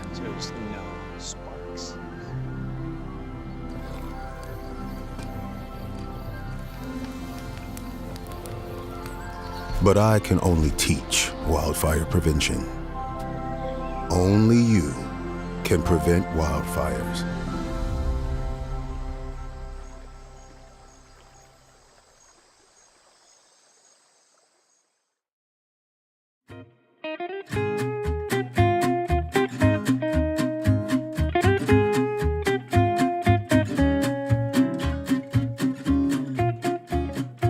Cowboy State Daily Show with Jake here on a Friday. Andrew Rossi will be popping in here in a moment.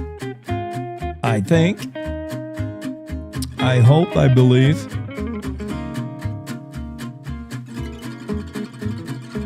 Tom from Philadelphia, who wants to trade hats with me, says the hat he proposed is from Wyoming, PA, a high school about 2 miles north of Philadelphia. My experience with Philadelphia, with Pennsylvania, is Bucks County. I was in Bucks County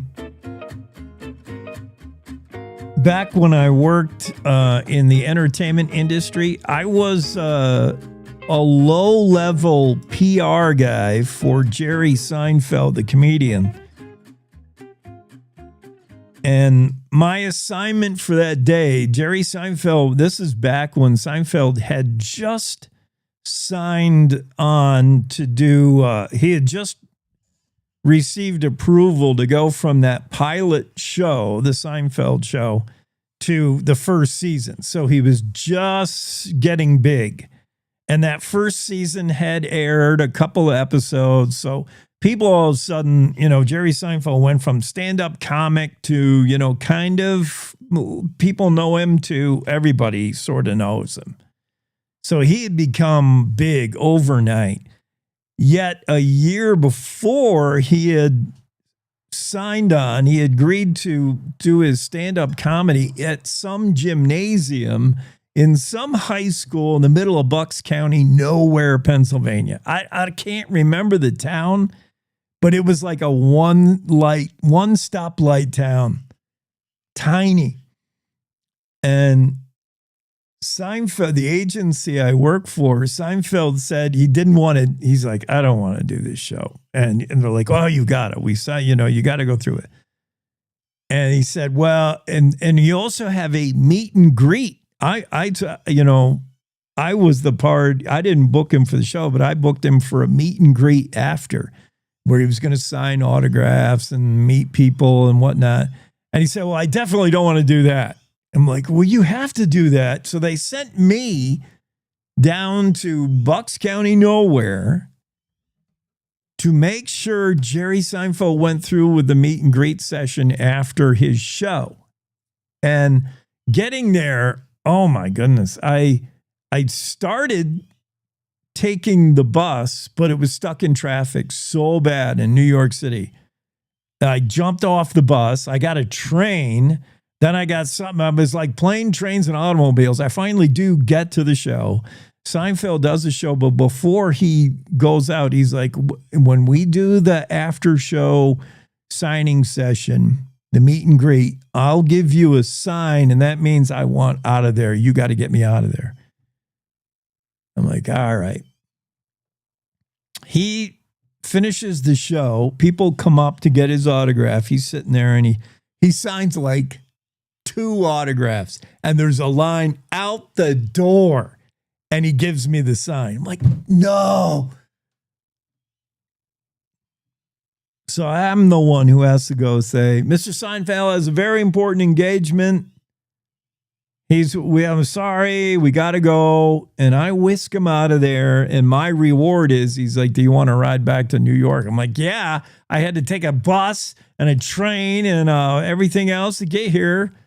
An Amish wagon. Yeah, I want to ride back. So I did get hour and a half ride back to New York from Bucks County, Pennsylvania in Seinfeld's limo.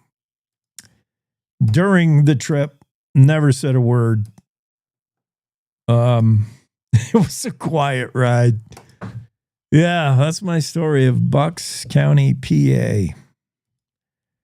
I wish I remember the town we were in. It was small. Yeah. Small little high school gym. Andrew, where are you at? Did I close the Zoom room? Oh, please tell me I didn't close the Zoom room. No, I don't see Andrew Rossi. He might be on assignment. I know Andrew was on a big dig and he wrote about it. He's all about dinosaurs, of course. Andrew took part in the Bighorn Basin, the so-called Jurassic Mile. It's an area of Wyoming that's not well defined on purpose because we don't want too many people tramping about and wrecking all the dinosaur bones, but it's an area rich with dinosaur discoveries, and it's in the Bighorn Basin, and that's all we'll say. But Andrew got to go along and take part in a little bit of excavation, and that must have been fun. Children's Museum of Indianapolis, they come every year to help do the dig. And we're talking about the kind of dig where they have to be really careful, like with a toothbrush. They got to scratch off the dust as they discover like a dinosaur tooth or something. Yeah, and Andrew got to go along on that and spend some time there. That must have been fun. So maybe, although I'm sure he's back from that, I don't know where he is. He's supposed to be with us. Let me check my email, see if he's got a note from the doctor. No.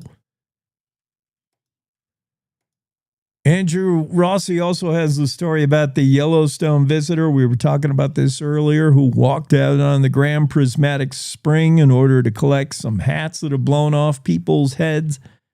Well, I don't know his motivation. That's what he was doing, but that's illegal. You can't get off the boardwalk. It's for your own safety, and it's for the preservation of Yellowstone. If you're tromping around on some of these bacterial mats, you mess them all up. Maybe not just you, but if someone sees you do it, they'll say, why can't I do it? And then everybody does it. Same argument your mom told you when you were a kid.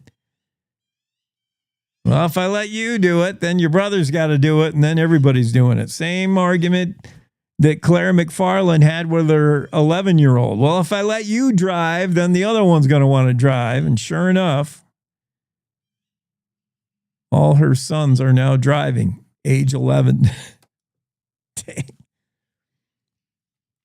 Andrew also has a story about artists teaming up to build a new foundry in Meeteetse after the foundry in Cody burned down. Foundry is where they finalize and make your bronze, right? I mean, I don't know a lot about how it works, but sculptors had a foundry in Cody. It burned down, and one bronze sculptor in particular, Vic Payne, lost about $8 million of work. 8 years of work and about $8 million. When the Calico Bronze Foundry in Cody burned down last year, he and a pair of artists are working to fill the void by building another new foundry in Meeteetse. And Andrew Rossi, his story updated us on the latest progress there. And Andrew was to talk more in depth about it because I haven't read the whole thing. But yeah, I don't know where Andrew is. Dang it. Rossi. Andrew also has a story about a huge milk bottle collection tracing 175 years of Wyoming's rich dairy history. Remember when the milkman used to come with your milk? We ought to bring that back. That sounds like something Trump could do. Making America great again. Bring back the milkman. We don't have to run out for milk. That would be a great thing. Trump already brought us back high flow shower heads. That's important. He wants to rename the Washington Commanders back to their old name, Washington Redskins. That's huge. And while we're going back and bringing all the greatest things of history, let's go back and bring back the milkman. Steve Wallace grew up milking cows on a dairy farm. Now he's milking Wyoming history for all it's worth. The Casper man has a milk bottle collection that you can't believe. He's got a lot of milk bottles. I'm looking at a photo now of his many, many, many milk bottles, tracing back 175 years. And apparently the state of Wyoming has a rich tradition of dairy. I did not know that. Following the Trail of Wyoming Dairies is his latest book. He's putting the finishing touches on. Don't know if it's available quite yet. Comprehensive History of Wyoming's Dairy Industry from 1850 through the present. Wallace lives in Casper. He's got a collection of milk bottles. That's just the beginning. He's also got a lot of knowledge in his head about dairy in Wyoming, all the way to 1850, back in the day. I think we need to bring back the milkman. He doesn't have to use a horse and cart, but that would make it better. That would make it more authentic. Yeah. Well, Andrew, you missed out on our thrilling discussion over dairy and bronze. Big thank you to Senator John Barrasso for spending time with us. He let us know that today, 11 o'clock, I wonder if he meant 11 Eastern time, where he is. They are scheduled to talk about Brian Nesvik, perhaps finally approving his nomination as the Fish and Wildlife Service Director. Once in that position, he could then begin. I mean, that's not the only thing Fish and Wildlife Guide does. They do a lot of stuff. It's not, but it has become the only thing anybody talks about. Brian Nesvik, he's going to delist the Grizz when he gets in office. Fish and Wildlife Service does a lot of things for a lot of animals, a lot of species, not just all about the grizzly bear. But Brian Nesvik has said that he believes, and he's not the only one, the grizzly has achieved recovery, and he would be about taking it off the list. It wouldn't just be his call. He can't rubber stamp it, but he would have tremendous influence if it started from Fish and Wildlife Service. There's also proposed legislation from our Wyoming delegation that would delist the Grizz. This act would also prevent judges from throwing injunctions in it. So the movement's on. We can see where we're going with this. The trend is on. We're now, 8 months into the Trump administration, and this grizzly bear situation, it certainly looks like the Grizz will be delisted. But the slow walk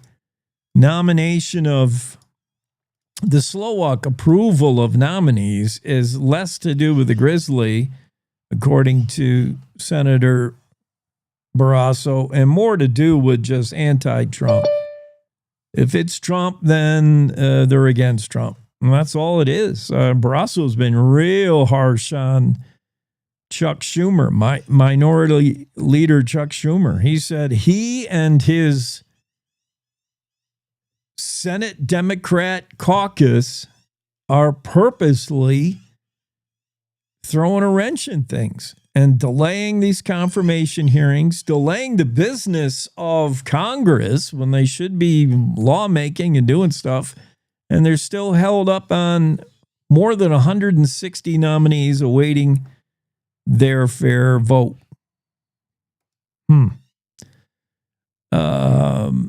I thought the ding-dong was Rossi in the room, but it's Bill Sniffen early. Okay, yeah, we are going to talk with Bill Sniffen just a little bit. That'll be fun to get his take on things. One of the smartest dudes, and his latest column, by the way, does concern Mike Enzi. Enzi, one of the greats.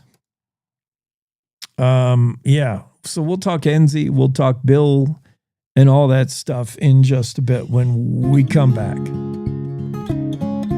But right now, we are up against the top of the hour news. Thanks for spending your Friday with us. It's the Cowboy State Daily Show with Jake on the Cowboy State Daily Radio Network. We'll be back after your top of the hour news, and we'll rejoin you shortly. I hope you're there.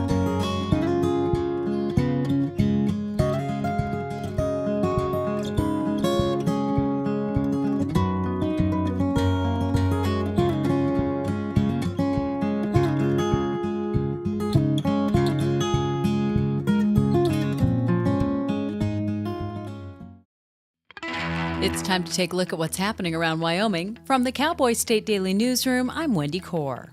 Sublette County authorities are calling a grand jury to decide whether to indict Cody Roberts, a Daniel man who ran over a wolf with a snowmobile, brought it muzzled into a bar, and then shot it in February 2024. Cowboy State Daily's Claire McFarland reports that Roberts paid $250 last March toward a citation for violating Wyoming game and fish regulations against possessing wildlife, but he could still be charged under a different law if a grand jury sees fit. The case was just kind of a PR disaster for Wyoming, not to mention our laws. It shone a spotlight on our laws, and the whole world wanted to stereotype Wyoming over this, it seemed like at the time. But Roberts, meanwhile, paid $250 toward a game and fish citation for possessing wildlife. And so a lot of the outrage was, well, why isn't he facing something more serious? Well, with this grand jury convening, so A, they can look and see if a more serious charge applies to him under the evidence, and B, they can subpoena witnesses, and as long as there's not like a Fifth Amendment incrimination or spousal privilege situation, they can basically make them talk. The incident with the wolf exploded into international headlines, sparking outrage across the country from sportsmen and animal rights activists,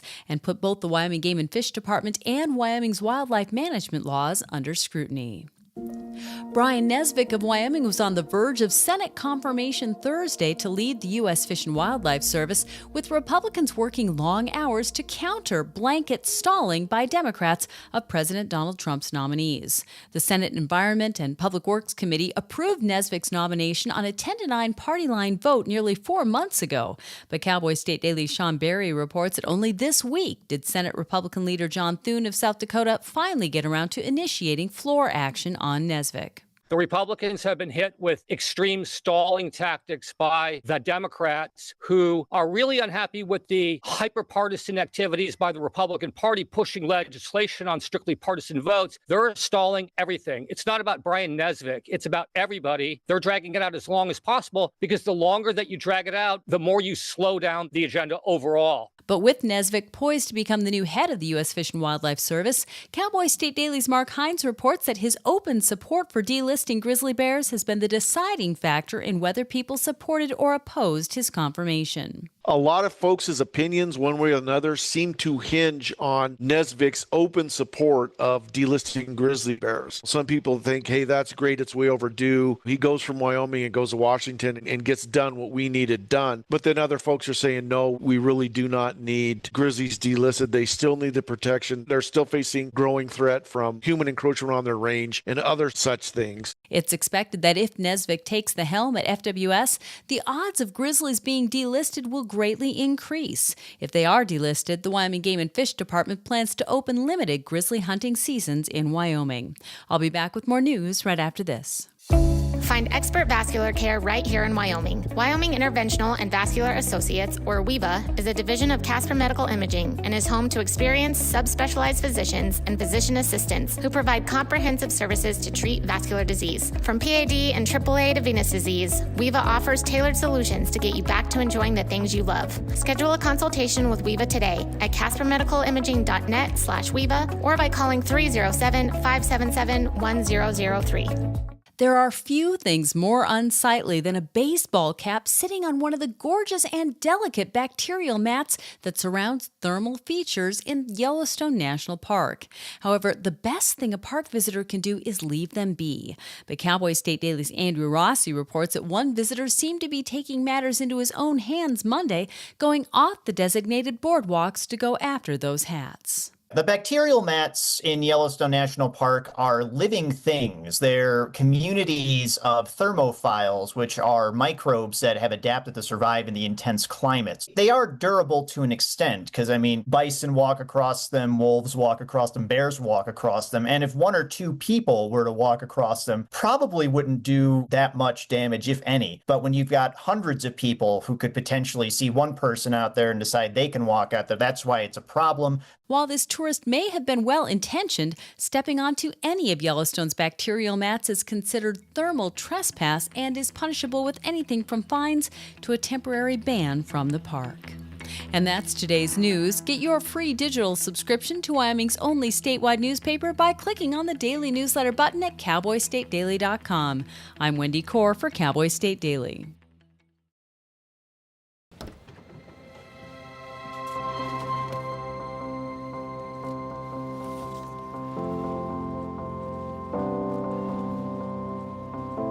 The impact of a meal goes well beyond feeding our bodies. Food can open endless possibilities for people to thrive.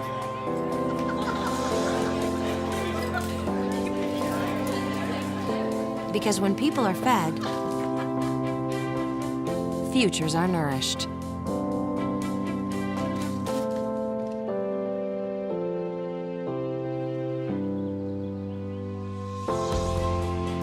Everyone deserves to live a full life. And with your help, together we can end hunger. Join the movement at feedingamerica.org/act now.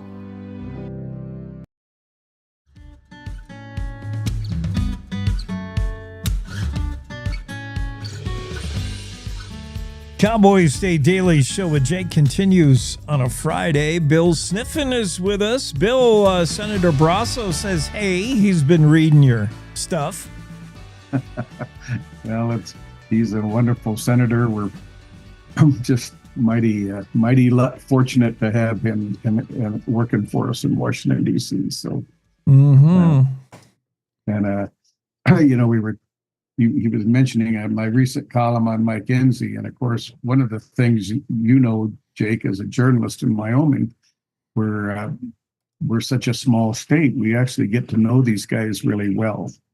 I remember reading one time that in California, there was a U.S. senator that wouldn't meet with anybody unless there were 3,000 people there as a minimum, or else she didn't have a meeting. And I used to tell people that Dick Cheney used to call me up and say, Bill, can I come by and talk? I'm coming through Lander, and here he is, the vice president, and in my column, I did write a column recently about Mike Enzi, who died this week 4 years ago. And unfortunately, just a wonderful, wonderful, great man. And he was, but the first time I met him, he was on the campaign trail, and he came by my office, and I told him that we had to cut this short because I'm coaching my son's baseball team, and I can't leave those kids alone down at the park. And he said, well, let's go down there. So he went out and he helped me coach him. He hit balls to the infielders, and we just had a heck of a time. And afterwards, he sat in the dugout, and I interviewed him. And he said he always remembered that as the most fun campaign stop that he had, because he had always been a coach. And But anyway, so you develop a kind of a bond with these folks. It makes it kind of hard to write critically about them. And but Mike and I were about the same age, and so gosh, we just were friends for his entire 24 years in the Senate. And John Barrasso was the same way. You get to be really friends with these people and respect them. And I actually had a close relationship with Al Simpson, which a lot of people did, obviously, but it was close enough that he and I he would come by, and instead of interviewing him, he'd just commiserate. He'd be really upset about something, and he'd just bent. I, of course, didn't write any of it. I didn't quote any of it. It was just two friends, he was just so upset about something or other. But, I don't know. Well, Jake, what's on your mind today? You just I got a lot of stuff to tell you. I had an adventure yesterday that was almost not quite life-changing, but worth talking about. Really? Yeah. All right, I want to talk about that. Your internet is a little sketchy. I'll just say that, Bill. I don't know if you can do anything to fix it, but I did. The only thing I wanted to wrap with you about is I looked at Tom Lubnau's column, and he was sort of speculating, like we're all speculating, who may choose to run for governor, whether Gordon will seek a third term, whether Congresswoman Harriet Hageman will get in the race, or whether Chuck Gray is a front runner. I mean, those are just three names. I don't know. Is it too early to think about governor? What do you think? I sure hope this internet clears up, Jake. Be sure to tell me there. I may be able to switch it, but I helped foster Freese in the 2018 campaign, and Harriet ran for governor then, and she was an absolutely formidable candidate. She was fantastic, and she spent $1 million. And of course, Foster spent 2.6. I think Gordon spent 2.5, and Sam Galeota spent over $2 million. I mean, there is a point where numbers count, and I've become. So my theory is that I almost bet the house that Harriet is going to run, and she will win, and she'll be a fantastic governor, and we'll have 8 years of common sense here in Wyoming.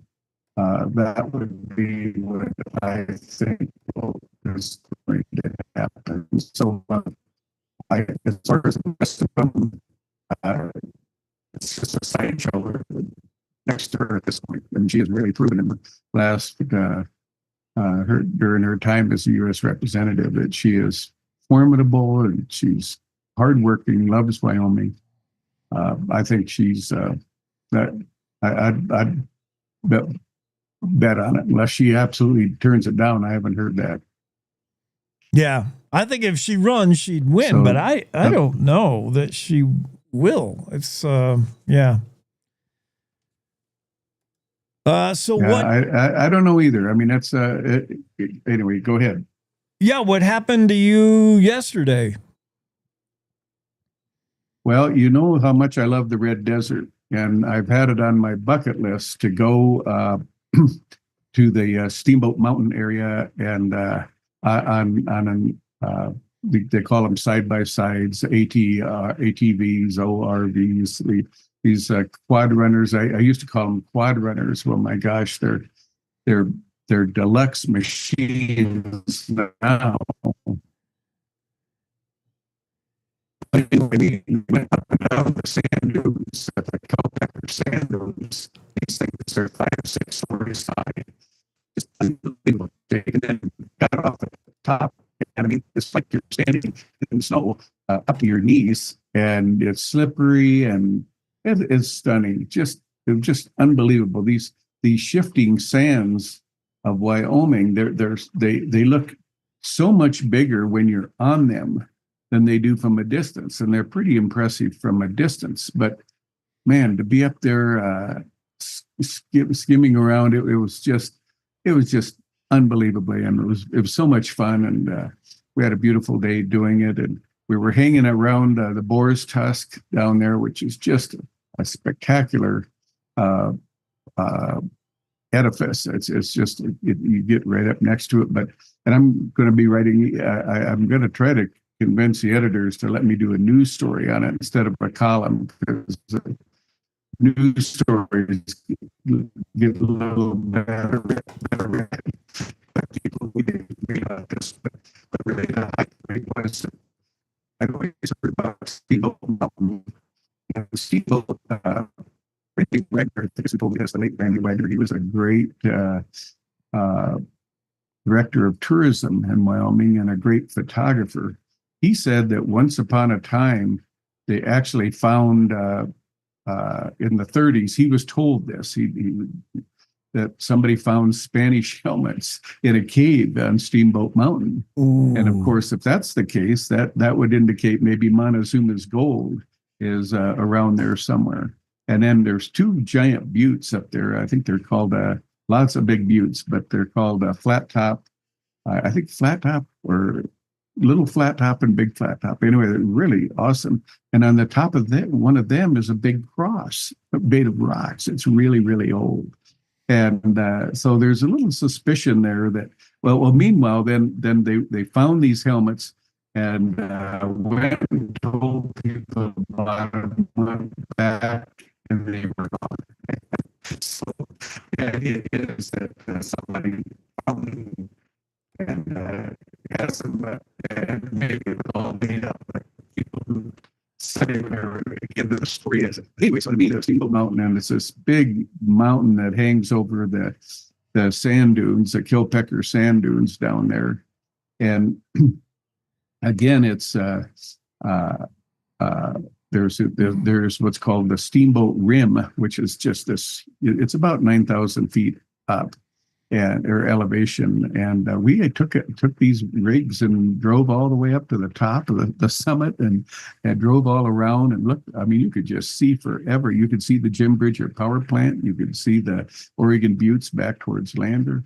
It was just a stunning day. And anyway, it was one of my bucket list items. I read a column, every so often talking about my Wyoming bucket list, and because I've done all these coffee table books about Wyoming, people think I've been everywhere. I haven't been everywhere. I'm still trying to get there. So I don't know. So Jake, is that next a little bit, or is it still scratching? Yeah, I hope it's. Nah, I'm having trouble hearing you. It's bad internet, but if the red No, let me. Okay, keep going. I'm gonna try to switch to my iPhone. See if that'll work. Can we do that? Okay, want to take a second and see if that'll happen? Worth a try. If secrets were to be held somewhere, the Red Desert would be able to hold secrets. It's not very well traveled, other than Bill Sniffen's side-by-side adventures. I'm glad you got to do that. That's pretty neat. I've spent time in there. It is a cool, spooky place. Yeah, it is. Yeah,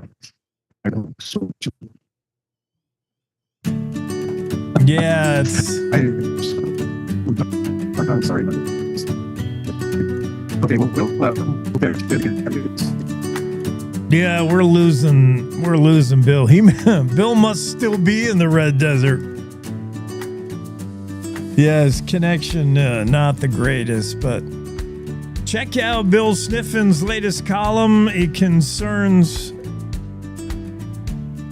former Senator Mike Enzi. Enzi was one of those rare politicians who his approval rating, I don't know what it was, but it had to be really, really high. Supposedly Trump's approval rating is 40% now, which the Democrats are saying is dismal. Depends on who does the poll and, whatever. Mike Enzi's approval rating had to be really, really high. He was well-liked across the board. Bipartisan support. I mean, Just a great, great guy, Mike Enzi. So remembering him years later now in Bill Sniffen's column. Check that out in the Cowboy State Daily.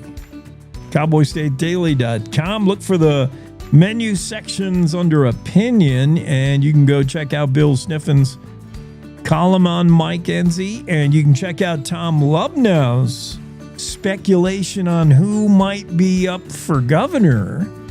I thought that was very interesting. We've been kind of kicking that around. It's been in the news. Tom Lubnau, kind of like the politician he is or was, he equates a lot to who can raise the money to run. I mean, it's not necessarily who's best suited, who's best for Wyoming, who wants the job the most. When you're talking about a gubernatorial candidate, you're like, who's got the war chest? And Bill Sniffen mentioned how much money Foster Free spent back in the day during his run, and Harriet Hageman, both spending in the millions. And for Wyoming, maybe somewhere else that's not a lot, but to be governor of Wyoming, to spend 2 point whatever million? Ooh, doggy. That's some money. So Tom Lubnau said, Congresswoman Harriet Hageman has the means to get a hold of a lot of money if she decides to run for governor. Presumably, Tom Lubnau said that Chuck Gray, Secretary of State, was backed to a certain degree in his run for Secretary of State, was backed by his father to a certain degree. He may have the money to run. It's not all about money, but that's important. And then we may get the third term from Governor Gordon, and he would presumably have access to the funds to run. Some have declared already, including Senator Eric Barlow, State Senator Eric Barlow, reportedly preparing an announcement for the governor's office. We got Brent Bien. He was the first to announce his candidacy way back in 2024. Joseph Kibler, California transplant, announced. Yeah, check it out if it's not too early to look at the gubernatorial scorecard. Who's Wyoming's next governor? If Gordon chooses to run for a third term, boy, he'd be hard to beat. 65% approval rating. Just recently listed as the number 4 most popular governor in a recent poll. Yeah. Good article, good food for thought. Tom Lubnau, it's in the Cowboy State Daily. We'll take a quick break. We'll get right back here with a former legislator. Scott Clem will be joining the show in a moment. Let's take a break and we'll get him in here.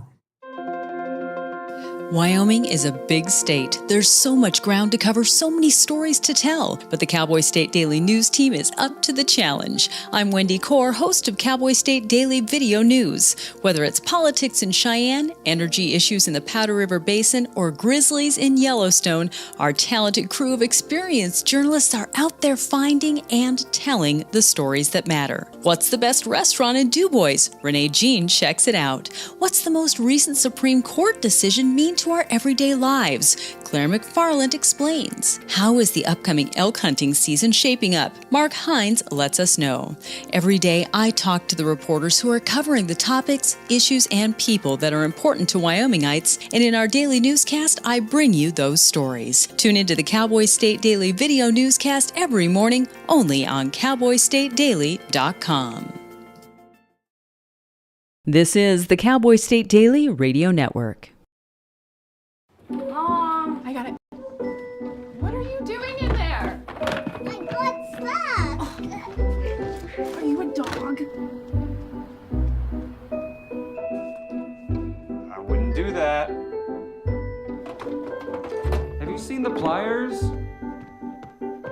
you find those? It's not your birthday. Sorry. Bye, Grandpa. Bye, Grandpa. Take care of yourself. What are you doing? What are you looking for?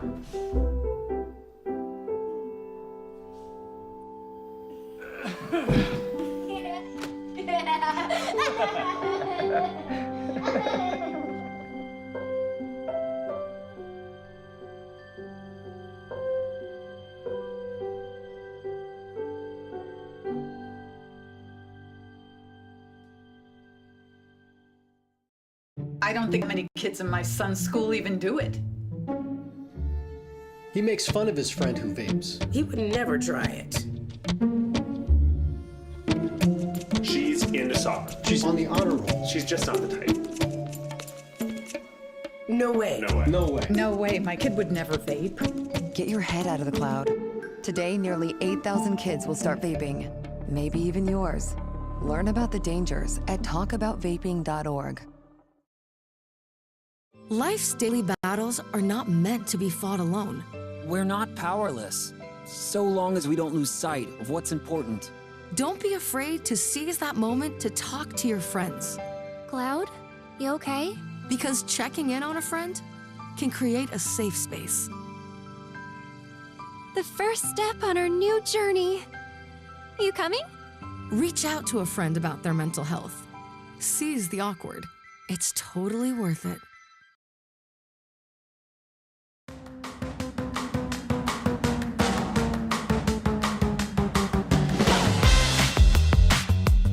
And we're back in studio. Cowboy State Daily Show with Jake, and Scott Clem is with us. Scott, Campbell County Commissioner, former Republican member of the Wyoming House of Representatives from 2015 to 2021. You were smack in between two legendary guys, Tom Lubnow and John Bear. You were right in the middle of those guys.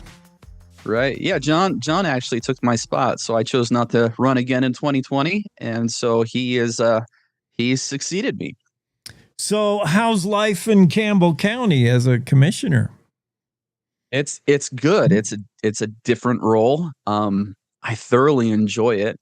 It's not one of those things I anticipated doing. I was appointed to fill a vacancy last August, so about a year ago now. And it kind of sprung right up on me. At that time, I was finishing up college. I was finishing up a theology degree, and I had 22 credits to go before I finished. And so I decided that, well, I'm going to cram those 22 credits in that semester, not knowing that the whole commission thing was going to happen too. So that was rough during that time, but got through it.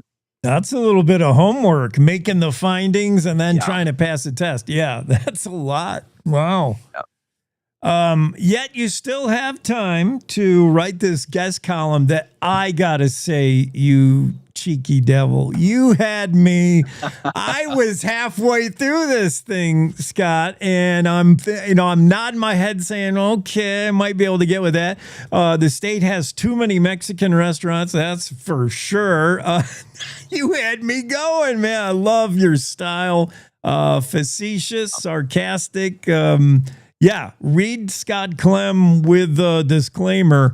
But what is the gist of the message when we're talking about your guest column? Nuclear is a devil that must be exorcised from the state. Are we all afraid of nuclear? Should we be? Yeah. You know what? As I was writing that, I was thinking about, because this conversation has been going on for a while, and we've been having this conversation a little bit in Campbell County, not to the extent the state of Natrona County or bar none has.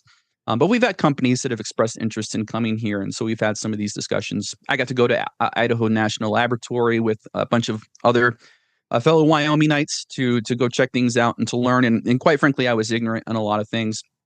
But as I was thinking of the arguments that people are putting forth, whether on social media or in person, that was really the impetus behind doing this op-ed. I tried to make it realistic, but also realistically absurd, to show the absurdity of it. And for me, COVID happened. When I was in the legislature, I was very vocal about some of the government actions that were taking place during that time. And you can see what fear will do to people. I mean, irrational fear in particular. It causes us to do irrational things and to ask for irrational things. So one of the things that I tried to, put in that op-ed is kind of this idea that people are coming to government, asking government to fix all their problems. And there's almost kind of this idea that we have some kind of centralized, economy or some centralized control economy by the government, that the government picks and chooses who's going to be in a certain place and all of that kind of stuff. I mean, the mayor candidate in New York is trying to do that. He wants to determine which grocery stores get to come to New York. I mean, that's ridiculous. But I see that kind of same thing even when it comes to some of these nuclear companies. So for people to come to the government and say, shut them down, kick them out, we don't want them here. Well, hold on a second. There's this thing called the private market. And government doesn't have that much power, nor do you want to give government that much power. And so that's kind of where the draw came from as I was writing out those words. Yeah, I like the approach is to highlight the silliness behind the fear. It's okay to be skeptical. You admit you were. The mayor of bar none admits there's a lot I don't know about nuclear. I need to find out. So skepticism, that's fine, but bury your head in the sand. Fear is what we saw a lot in COVID, and that doesn't help anything. So what did you learn? The visit to Ineal and in talking, what do you know of what's being proposed? We got TerraPower and Kemmerer. We've got this company, Sure. Radiant, that's doing something completely unique. I mean, it's not the old days. It's not Chernobyl, 3 Mile Island. This is nuclear safe. There's agencies that watchdog it. I mean, I don't think it's anything to be feared. Right. And that's just it. I mean, the image that people have, particularly in Wyoming, because we're just not familiar with it. And that's the truth. But we have this kind of stereotypical idea, almost kind of a Simpsons idea, that there's green ooze and vats somewhere and they're leaking and no one's watching them and taking care of them. And that's just simply not true. None of that is true. I mean, the nuclear fuel that we're talking about is a solid, number one. But you're right. It's not the olden days. We're not talking about Hanford. We're not talking about Rocky Flats. We're not talking about government programs, weaponization programs. We're not talking about, that kind of material. We are talking about domestic energy, and we're talking about advancements in domestic energy that are just profound. And unfortunately, the U.S. is way behind the curve. We talk about these micro and modular nuclear reactors. And right now, in America, we have companies that are designing and building prototypes with, the idea is to commercialize that technology, which would revolutionize our electric grid, which President Trump fully supports. And we need that. We need energy. But it's important to realize that there's not just prototypes in the world. China has active working units. They are way ahead of us in this, and we are way behind. And so you see this push from the Trump administration really to get, government's foot off of the neck of the nuclear industry, because it's highly, highly regulated. And, some of that is good. That's not always a bad thing when we're talking about nuclear material. But it has actually thwarted the industry. So you have government interfering in this industry, which has really had a cascading effect. It's not just nuclear, right? It's coal, oil, gas, fossil fuels. Previous administrations have really tried to damper down fossil fuels and tried to promote wind and solar. So we all recognize kind of the government interference that has been at play over the years, and President Trump, his executive orders are essentially saying, I'm getting government out of the way, and the innovation that is happening already, let's let that loose, and let's let these private companies actually develop something that's that's safe, that's proven. None of us want anything that's unsafe. Let's just be real about this. Yes, nuclear is dangerous. So is the oil industry. So is the coal industry. In fact, when you talk about all these other energy industries, the one that has the most deaths per terawatt hour is the coal industry, followed by natural gas. The one that has the least amount of deaths is actually nuclear. It beats out wind and solar. And so this is an incredibly safe field. It is, it's not like the olden days. The regulations, the safeguards, all of that is way more than what people comprehend. And I think that's the thing that I am trying to get across to people as well as, look, it's okay to be fearful. But you know what? With understanding, with familiarity, that fear dissipates. People in Newcastle, Wyoming, have an oil refinery in the middle of their town. Is an oil refinery dangerous? Yes. Does it produce toxic and industrial waste? Yes. Could it blow up and scatter material all over the town and be an environmental and just a humanitarian disaster? Absolutely. Well, why do we allow those dangerous things? Because we know how to control and mitigate those risks, and the things that they produce, i.e., the oil refinery, far outweighs the risks that we encumber upon ourselves. And it's the same thing with any industry, including nuclear. So this is a really incredible opportunity for Wyoming. Commissioner, a friend of mine, we kind of talk about this a little bit, that it's almost kind of like the 1970s when coal was coming to Wyoming, when coal was picking up as far as mining. And we know that carried the state. It revolutionized the state, our economy for 50 plus years, still is. And I think we're at that kind of inflection point where we are paving the way for the future if Wyoming will accept it. While I was stalking your socials, Scott, we're talking to Scott Clem, by the way. I saw you equate the irrational fear to, look, anything could be dangerous if used improperly. Are we going to outlaw firearms because they're dangerous? You got to use them properly. Until we can bubble wrap the world, there's going to be things. This reminds me of, when airplanes first came in, air travel. People were like, well, I'm going to stick with my Model T. That's safer. Look, today, the statistics show it's more dangerous to drive where you're going than it is to fly. So it's a rational fear. And the more you learn, the more you can overcome rational fear. Exactly. Yeah. The interesting thing is, if you go back to the late 1800s when electricity was being developed, you had the same kind. I mean, you could take the news articles and whatnot, the things that were published from back then, and superimpose them on today. Change out the word electricity with nuclear, and you'd have the same kind of fear, the same kind of arguments. I mean, people back then were saying that it's dangerous. They thought that there was demons in the wires and all this kind of stuff. It was satanic. They thought they didn't see a need for it. What need are we going to have for electricity anyway? I mean, this is pointless. This is stupid. And look where we are today. We see the value of electricity. It's one of those things, you don't know what you don't know. And technology is always changing. And that's good. That's what the private market is all about. It's innovation, it's technology, it's learning how to make a profit. And that's what these energy companies are about at the end of the day. And it betters all of our lives.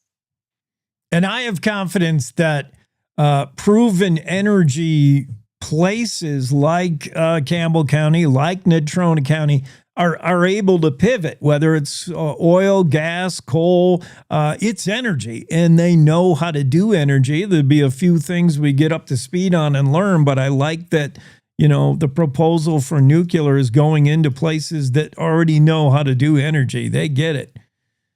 Yeah, absolutely. And it's important to recognize that this isn't like an either or, right? It's either coal or nuclear. Some have tried to frame that argument. That's not it at all. And if you look at President Trump's executive orders, all of these different energy proposals, whether it's fossil fuels or nuclear, it's not an either or, it's a both and. We are talking about expanding our energy, our industry. We're talking about expanding our economy, not replacing one with the other.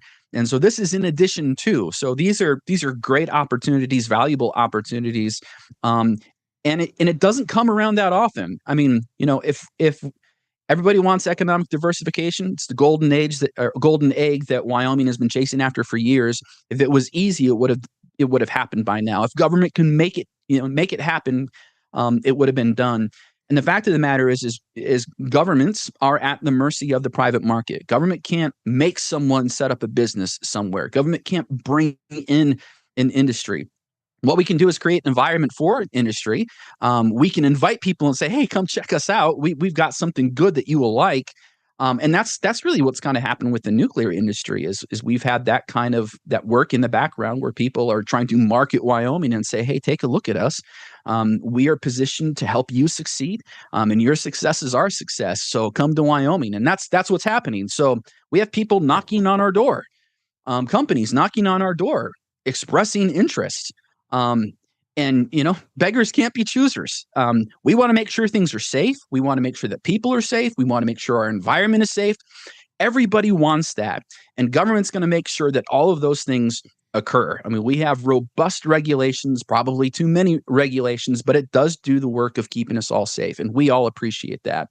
It's going to be no different with any industry, whether it's nuclear or whatever else. But I'm excited that they're looking our way. I'm excited about what this can mean for Wyoming in the future. Yeah, and I think getting yourself informed is the first step. Let's start there because I didn't understand what Radiant did and proposed to do, and I'm learning more. I talked to their, one of their CEOs. I talked to Mayor Bar None, and I get a better understanding of what they are and what they're trying to do. Are you hearing from people? We're talking to Campbell County Commissioner Scott Clem. Do you hear from people who are they're just underinformed? I might be inclined to say, I don't want Wyoming to be a dumping ground for everybody's nuclear waste. Is that what we're talking about? But I don't know. Is that some of the words you hear, some of the rhetoric? Yeah, absolutely. And it really does come down to the information that people have, and they're scared. I mean, let's just call it what it is. People are scared. People are fearful. There's nothing wrong with that. But there is something wrong when we remain willfully ignorant and we remain in some kind of state of irrational fear and we paralyze ourselves from moving forward. That's unacceptable to me. Fear that people have, I can take that. I can tolerate that. And if people are willing to listen, well, they can learn that it's not something that they need to be scared of. It's like the gun argument, and that's one of the things that came to mind yesterday. Should we there are some people out there that do not understand firearms. They are deathly afraid, and they think that there's no good reason for a gun. They all need to be, locked away. They all need to be outlawed until there is some kind of safe way to keep a firearm. And we in Wyoming know that is absolutely ridiculous. Firearms, are they dangerous? They certainly can be. Can they be used improperly? Absolutely, which is why we put so much emphasis on proper handling of a firearm and firearm safety and hunter safety and all those things that go along with that. Why? Because it is a tool, a great tool that we use that can better our lives. And it's no different with any other industry. It's like the coal industry. It's like an oil refinery. In places where there is no oil refinery, I'm sure the proposal of a new refinery would scare people to death, and they would be thinking the same things. They're going to create toxic waste, and it's going to go all over, and the oil is going to get on birds, and we're going to have these, massive cleanups and all this kind of stuff. I was like, hold on here, quick, going to the worst case scenario. We know how to mitigate and control risk. We have technology, and we have advanced a long way, and we have made a lot of mistakes in the past. And thank God we've learned from our mistakes. I mean, you think about all of the missteps and mishaps that have happened in the past and where that has taken us today. And by and large, I mean, we have I don't want to say a bubble wrapped society, but we're safe. We know how to handle ourselves. We've learned over the years. We're going to continue to learn. And that shouldn't keep us from progress. Listeners, you've got to go read the guest column from Scott Clem. Read it with tongue in cheek. I think that's the way it was written, but it's really cool. It's awesome. Yeah. All this fear mongering distracts from the true threat to Wyoming, which is that interstellar spaceship hurtling through the cosmos filled with aliens that are sent here to shoot us all with their lasers. I'm worried about that thing. It's coming. Yeah. And I'll kind of, can I end with this, unless you want me on for a little bit longer? So we had that minerals meeting over in Casper just a couple of days ago, and I gave my bit, share my testimony and my thoughts on the thing. And so I sat back down, And this guy who's sitting next to me, he's eyeballing me. I mean, he's kind of staring daggers at me. And he's got this little, portfolio folder, and he opens it up, and I see that article. I see my ugly mug right there on the piece of paper. And he looks at me again, and I'm like, what is wrong with this dude? Anyway, he later on, he talked to me, and he said, you said everything opposite of what you wrote in that article.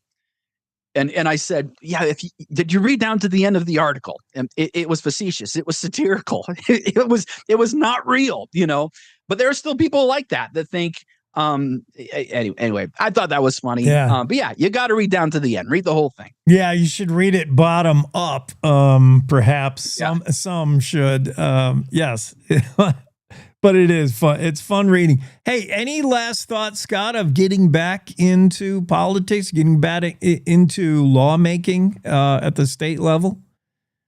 Yeah, well, I'm in right now. I'm just in a different branch, right? Yeah. So instead of the legislative branch, it's the executive branch, and I have to say, I think right now anyway, I think I like the executive branch better than the legislative branch. I mean, the legislative branch is great. I love policy making. I love the debates. I love the work that goes on behind the scenes and interacting with constituents. But I get to do a lot of that right now in this executive branch role as a county commissioner, and more so. And so I've really enjoyed this. As of right now, I was appointed to fill a vacant seat. And in all likelihood, that's the seat that I'm going to run for. So I'm kind of a creature of habit. And so I think I'll make a run at this for a while, and unless God tells me to do something different, and I'm always open to that, to the voice of God there. But so that's kind of where I think I'm going as far as the future. Yeah. Want to stay in touch with what's happening around Wyoming? I'm Wendy Core, host of the Cowboy State Daily video newscast. Sorry to bounce out of there. That was a mistake of my trigger finger on the mouse. We got to make room for Piper, though. We are running against time constraint. Appreciate you being on, Scott. We do serve a great king. That's all that matters. Have a great weekend in Gillette. Hey, man. Thanks. You too. Take care, buddy. Scott Clem joining us, Campbell County Commissioner, and his column in the Cowboy State Daily. You got to check it out. It is fun and food for thought. Quick break. We'll be back with Piper. Want to stay in touch with what's happening around Wyoming? I'm Wendy Core, host of the Cowboy State Daily video newscast. From Mountain View to Upton, from Jackson to Cheyenne, our reporters are out there finding and telling the stories that matter. Every day, I talk to the talented journalists who are covering the topics, issues, and people that are important to Wyomingites. And in our daily newscast, I bring you their stories. Tune in to Cowboy State Daily video news every morning, only on cowboystatedaily.com. You're listening to the Cowboy State Daily Radio Network. Who can you turn to for news you can trust? Your local TV and radio broadcasters. You trust us to keep you safe during times of crisis and to deliver the weather, sports, and entertainment you rely on every day. We bring you the facts you need to make decisions that matter. And as misinformation floods social media, you can trust your local stations to deliver the truth. Text TV to 52886 and tell Congress you rely on your local stations for trusted news. You handle the healthcare, we'll handle the marketing. In need of a spark for marketing your medical practice? Loom Studio provides creative and strategic healthcare marketing that illuminates the path to bigger and better experiences for your business and your patients. We specialize in branding and design, social media, website design, SEO and SEM, not to mention content creation, public and media relations, and marketing metrics to ensure you're getting results. If you're looking to increase your patient engagement and retention, enhance your community impact, and streamline your marketing efforts, our team is ready to help you achieve your goals. Contact us today and learn more at loomstudio.com. We come from a long line of farmers, and there's a sense of pride, but there's also a significant amount of pressure. Farmers have to take care of their physical and their mental health, because what's a farm without a farmer? watching the sun come up, that's my time. I can have a cup of coffee, and every day is a new opportunity. That's cool. Your hand's gotten so Yay! Don't forget to check in on yourself. Love, your mind.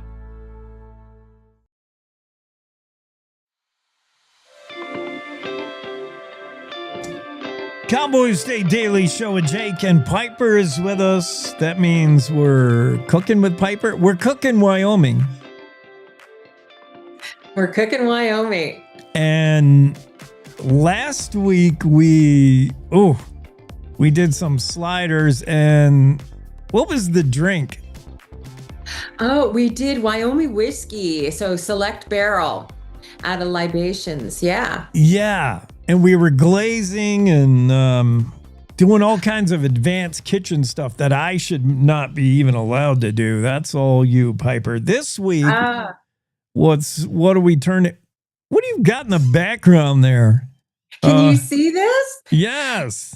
I caught some jackalopes and thought I'd share them with you. Ooh, it's not, they're out of season, but we won't tell. We won't tell. I didn't have a tag either. Oh my goodness, I'm in trouble. Yeah, Game and Fish. Hopefully they're not watching right now. Shame on you, but they're hard to resist because they're delicious.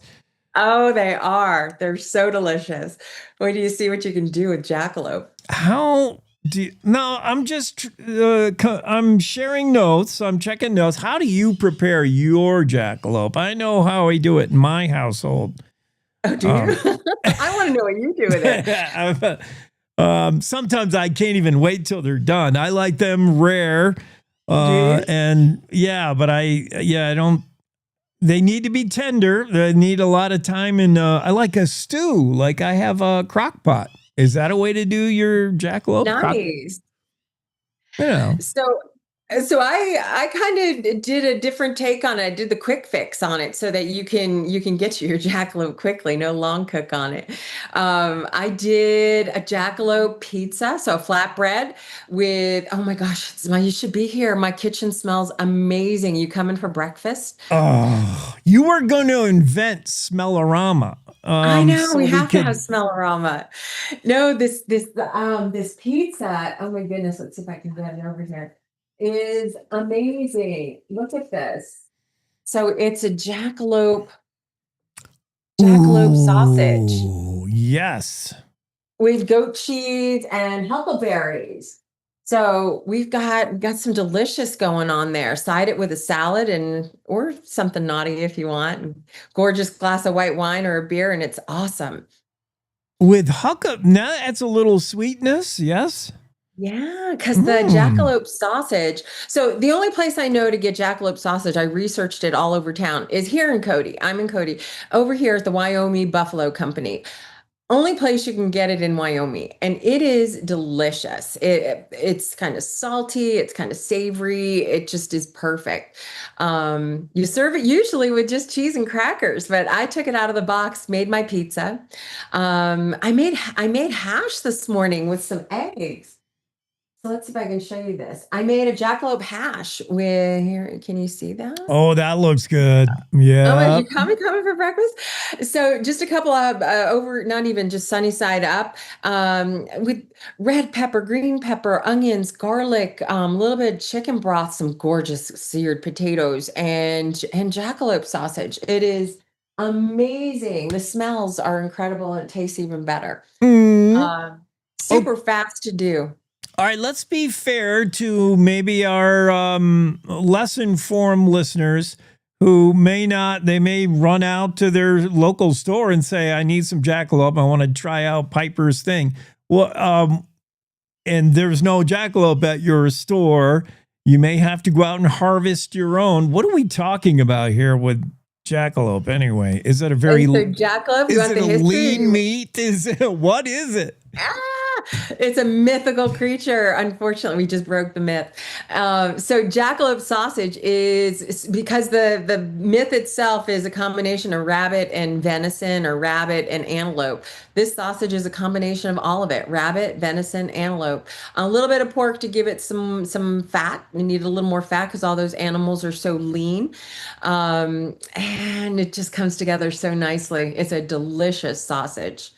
Oh, so yeah, let me ask you about that, the fat content. Let's like all of a sudden switch the conversation to a hamburger. And I like the hamburger that has more fat in it, even though, which is probably typical. We don't like the things that are good for us, right? But what fat means flavor. It's does? got all the flavor. Yeah, you bet. Your taste buds are talking to you there. Okay. Yeah, I wondered if I just prefer to live decadently or really there was something to it, but I like things with more fat. Yeah. Yeah. I mean, there's nothing wrong with fat. It gives flavor. We just don't want to overdo it. So, Okay. Moderation. All right. So there really is some rabbit in your jackalope meat. Oh, you bet. It's a game sausage. Okay. So it's the rabbit, it's venison and antelope. And like I said, just, some pork fat just to give it a bit of flavor, more flavor. Yeah.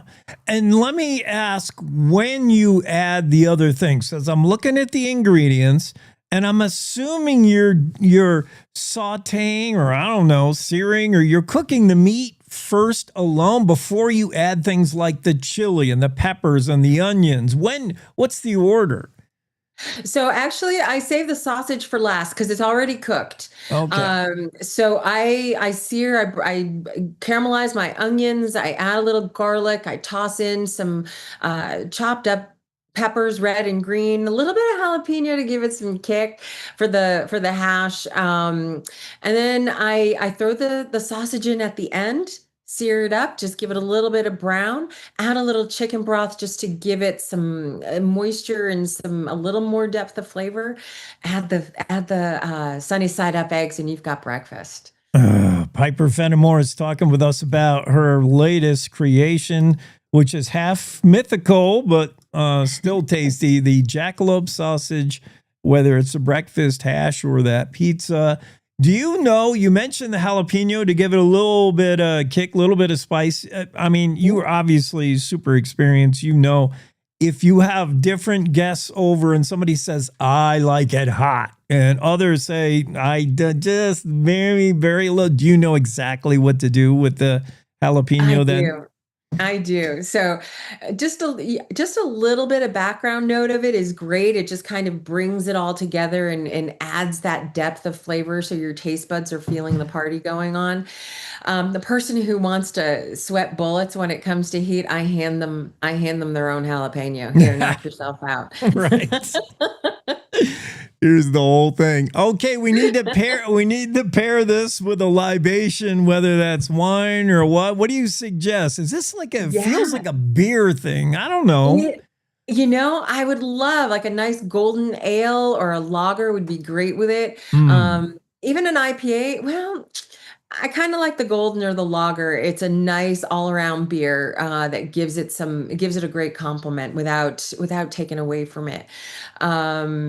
Yeah, you want the beer to be a little mellow here because what needs to shine is the dish, I think, right? Yeah, well, it complements it. You want to pair it with an opposite or a complementing beer. And a golden is one of those all-around beers that goes with anything. A lager is a little softer, not as much hops, so it's not as bitey as an IPA. And it's not as deep as a stout or one of those deeper beers that will just kind of cover up all the flavor. I'm going to zero in on another ingredient that you have listed in the ingredients on how to cook up your jackalope sausage breakfast hash. Piper, this is a make or break. It's such a staple ingredient, but for me, it's a make or break on the dish. And my wife watches all those cooking shows, and you often hear the judges mention it as well. Something as simple as salt. Undersalt is, hey, I need more, and oversalt can kill the dish. How do you know how much salt? Well, I always use the rule, you can always add more, but you can't take it away, right? So add it and taste it. Your taste buds are going to tell you. So you just do it to I always put a double T, TT, to taste in all of my recipes. Everybody's taste buds are different. Do what you like, but don't overdo it. Because truly, like you said, it wrecks it if it's too much. Yeah. Yeah. And you can't undo that. Okay. Excellent. Well, again, I wish I could jump through the screen and get at some of that jackalope pizza. I know. I even made I went a little southern. I've got some southerners living next door to me, and I went grits this morning as well. So I did a little saute of onions, garlic, and the jackalope sausage with some fried sage on top of it. Oh, yes. Can I show you that? Look at that. Can you see it? Yeah, they'll look so good. Oh, man, Piper. Hey, we got to figure out how to do smell-o-vision. This is awesome. We need to invent smell-o-vision and smell-o-radio for our radio folks. Piper joins us on Fridays with Cooking Wyoming, and always Friday making if you want the recipes, because they're delicious. You'll love them. Every Friday, I'm drooling right about this time. Thank you, Piper. Excellent. All right, Jake, have a great one. You too. Jackalope. We're talking all things jackalope with Cooking Wyoming and Piper. The jackalope sausage breakfast hash, Mountain Man style, extra robust. Sounds like something I need. And she fired up some jackalope sausage there. Jackalope, of course, the mythical portmanteau of two species, a rabbit and a pronghorn antelope. Doesn't exist unless you go to, well, it was invented in Douglas. DuBois says that big giant jackalope at the gas station. Everybody takes pictures with that. And of course, you can eat jackalope, but only at the special Piper Kitchen. Top of the hour news next on the Cowboy State Daily Show with Jake.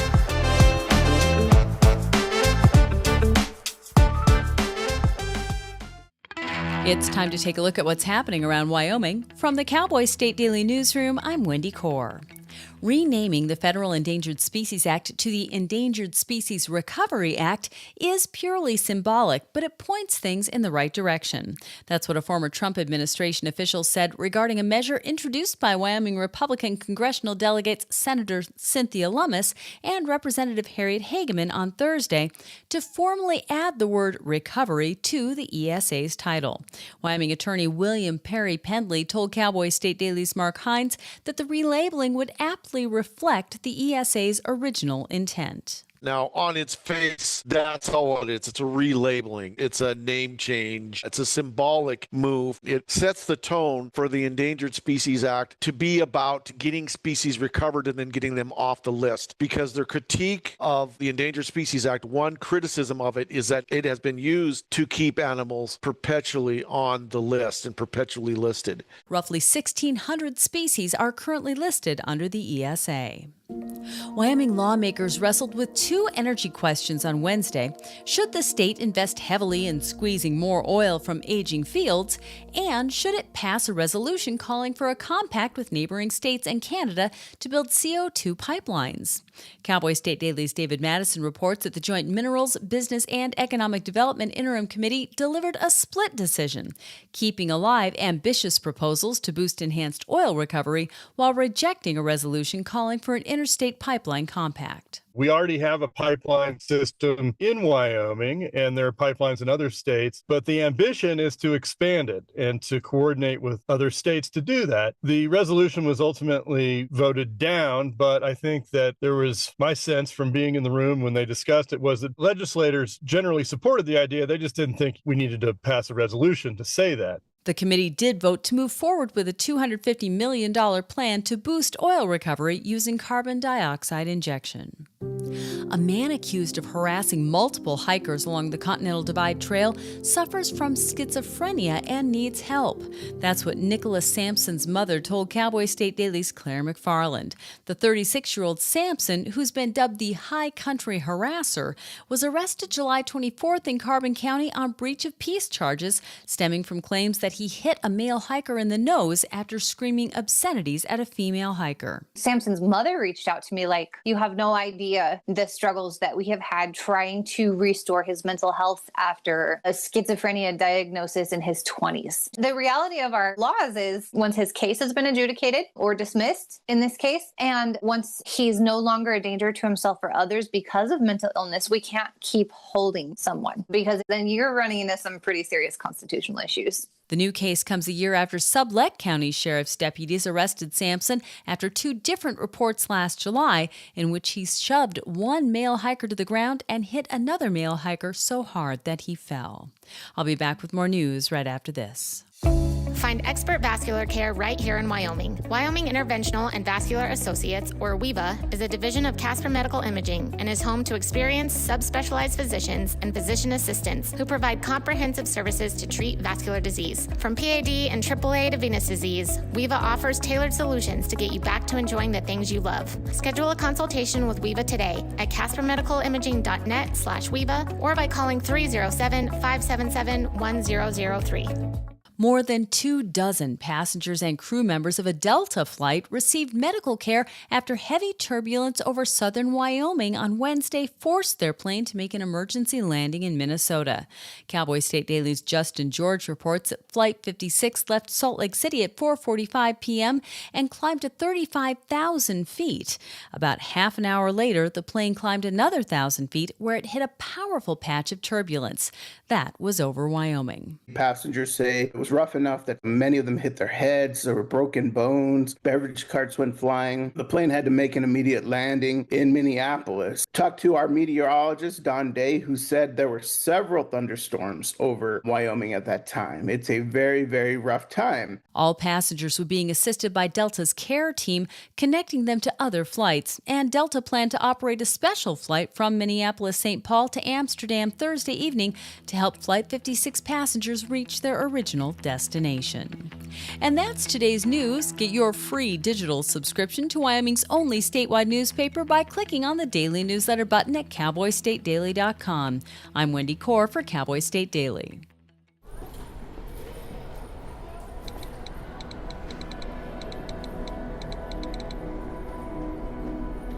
Some people judge a book by its cover, and if you're not what people are looking for, you're kind of like a reject.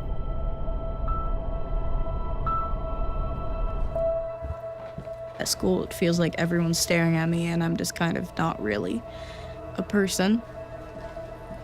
Sometimes I can't believe that you could be proud of me if I'm not proud of myself. It just was hard today. Nobody was listening to me. Think of our best times together. Let's do more of that. Try to understand me more, and I'll try to do the same. Listening is a form of love. Find ways to support your kids at sounditouttogether.org.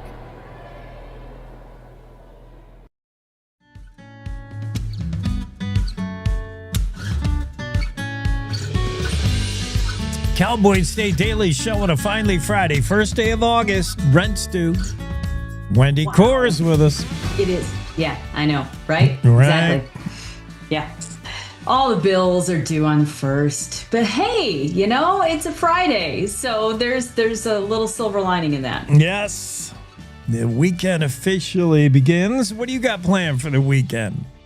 I just came back from a long weekend. It was the weirdest thing because Shireen, bless her heart, Shireen Herrera filled in for me as the face of Cowboy State Daily Video News for a few days, and it was great. I was able to go do a fast trip to Orlando, Florida to visit my son who lives there. My daughter was also visiting, but it happened to be her 30th birthday. So we did a big Disney celebration for her 30th birthday. It was grand.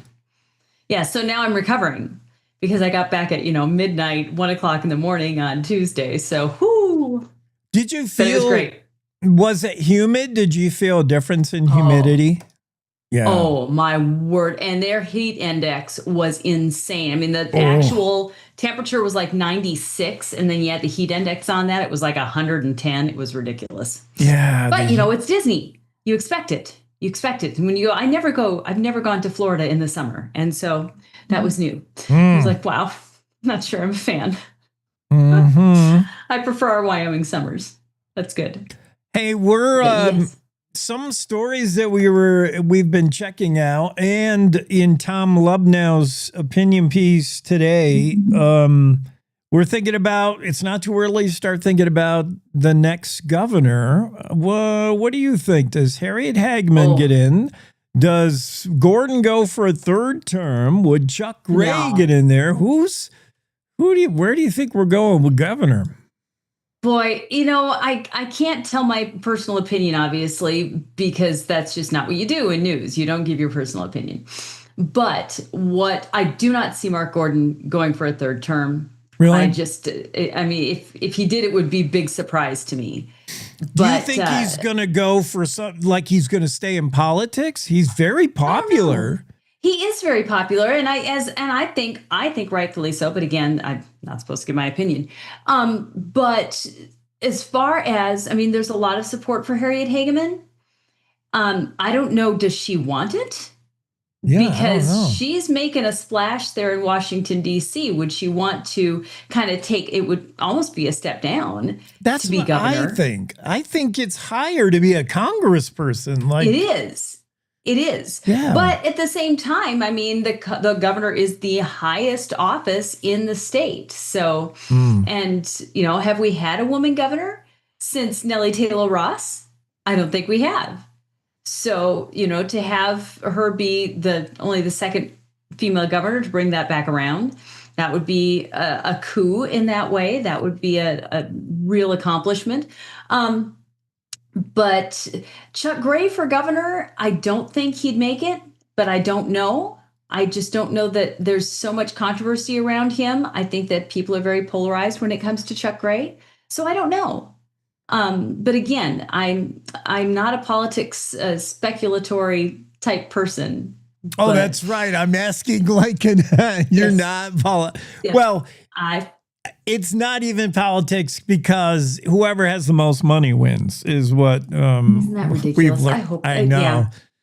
It's kind of sad when we come down to that, but yeah, there's other people out there. Brent Bien had made a real good run for it last time, and I don't know what he's been doing since then, but he's certainly, I would think, in the running, because he did make quite a splash the last time, really got his name recognition out there. But yeah, it's something to watch for. I can't believe we're talking about it already, but is it next year that we vote on the governor? Yeah. No, we've got another 2 years after that, don't we? Yeah, 28. Yeah. 2028. I think. But anyway, maybe not. Maybe it is 2026, which would be really weird, because then that means time is really flying. But yeah, too fast. We'll have to go look it up. Here we are. We're on air and we're speculating because we don't know. We have to look it up. But I'd rather talk about my podcast guest for tomorrow. Because my podcast guest for tomorrow is Alan Ohashi. Alan Ohashi. Wait, I know that name. Yes, we just did a story about him because he survived the Big Thompson flood. Right. He survived the Big Thompson flood, was saved by a porta potty at the Big Thompson flood. But last weekend, he wrote a fantastic guest column about his lifelong love and wish to be a carny. And so he got that when he was younger. It was one day at Frontier Days, and he was able to. He had a mentor. I mean, he just really lived it up for one Frontier Days, and he's a fantastic writer. I mean, I loved his story and loved his colorful imagery and things like that. But anyway. So I got him, and we actually talked on the anniversary of the Big Thompson flood, because he and I recorded our podcast yesterday, and that was the anniversary of the Big Thompson flood, 1976. So next year will be the 50th anniversary of the Big Thompson flood. Anyway, fantastic stories. He did say he found out as a carny that he has a natural ability to talk you out of $1. Isn't that great? Yeah. It's so funny. No, that was good. It is, like I say, his writing is fantastic. Yeah. But I first interviewed him 3 years ago because he had written a book and produced a documentary called Beyond Heart Mountain, which was about basically growing up post-World War II. His parents were incarcerated at Heart Mountain up here in Park County.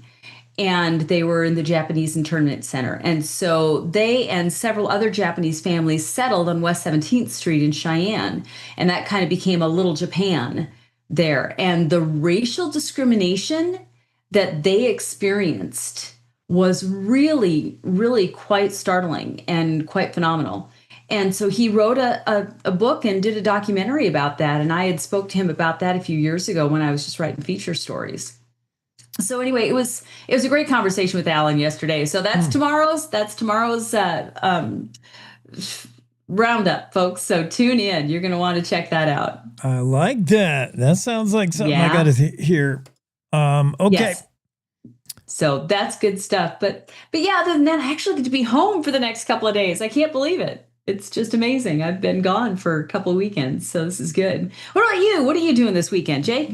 Working.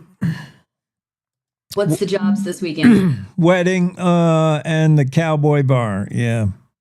All right. Yeah, I got how many now that you're on the radio more? I mean, I know that you had a following in Jackson anyway, but yeah, do you get people that come up and say, "Hey, I know you from the radio"? I do. Even when, before when I was on just radio, there was no visual element. So a lot of people didn't make, now that there's visual, I do get people saying, "You're the Cowboy State guy." Isn't that fun? Yeah. Yeah, I do get that. It's a startling thing. You're walking through Walmart and I was like, "Hey, you're Wendy." I'm like, "Yep." Yep. Yeah.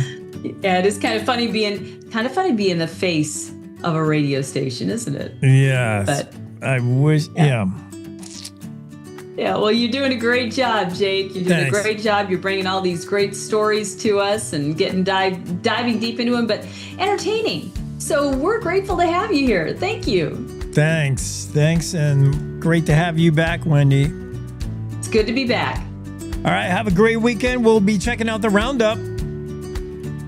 Absolutely. Don't miss it. Cowboy State Daily Show with Jake continues, and the roundup featuring an interview with that O'Harry, who, among other things, survived the big Thompson flood by grabbing a hold of a Ford Pinto and a porta potty, something like that. And then wrote about his experience. His bucket list was to be a carny. Well, whose is it, man? I would like to be a carny for a little while. And a whole bunch more things. Yeah, interesting guy. That'll be a fascinating discussion. We got an interesting guy coming on next, and that's the guy who takes you through the Cowboy State Daily Show Saturday edition. John Baggett will be here. Your buddy Bags is on next, right after this quick break on the Cowboy State Daily Show with Jake on a Friday. To the Teton Range, Cheyenne to Sheridan, Rawlins to Ralston, Cowboy State Daily Morning Show covers the state like no other radio show or podcast. We love Lovell. We're eager to share the stories of Story Will Crow About Crowheart and Yodel Over Yoder. Whether you make your home in Sweetwater, Chugwater, Powder River, or Green River, the Cowboy State Daily Morning Show will make you feel right at home. Jeffrey City, Atlantic City, we see you. Little America, Big Piney, you're on our radar. Howdy, Wapiti, Meeteetse, Shoshone, Ten Sleep, good morning, welcome, Torrington, Riverton, Wheatland, Lusk, Lingle, Lander, Timber, Casey, Kerwin, Moorcroft, Mountain View, Moose, Fort Bridger, Fort Laramie, Fort Washington, Hannah, Hudson, Hewlett, Dayton, Daniel, and DuBois. We are east of Weston, west of Midwest, north of Newcastle, and south of Sundance. Border to border, we love Wyoming and every one of its communities, bar none. This is the Cowboy State Daily Radio Network. Nestled between Casper Mountain and the North Platte River, you'll find the heart of Wyoming.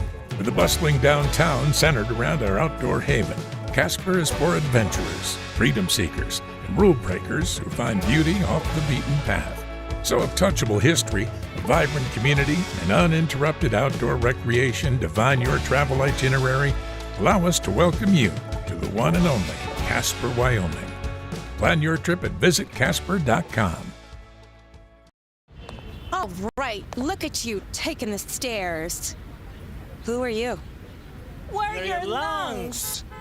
We are proud of you for quitting smoking, but you still may be at risk for lung cancer. A routine cancer scan can detect it early when it's more curable. Good to know. Well, I gotta go somewhere. So do we. So do we. Listen to your lungs. Get a routine screening that could save your life. Talk to your doctor and learn more at savedbythescan.org. I think I finally found. Hey, how you doing? Hey, Mason. Hey, Mason. Got a new house. It's looking pretty cool so far. A place that I call home. I'm teaching Louise how to cook some lasagna. It only takes a spark to make a fire start. The Dutch.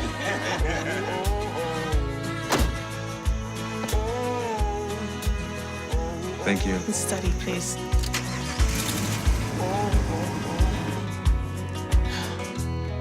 I think I finally found a place to make my own.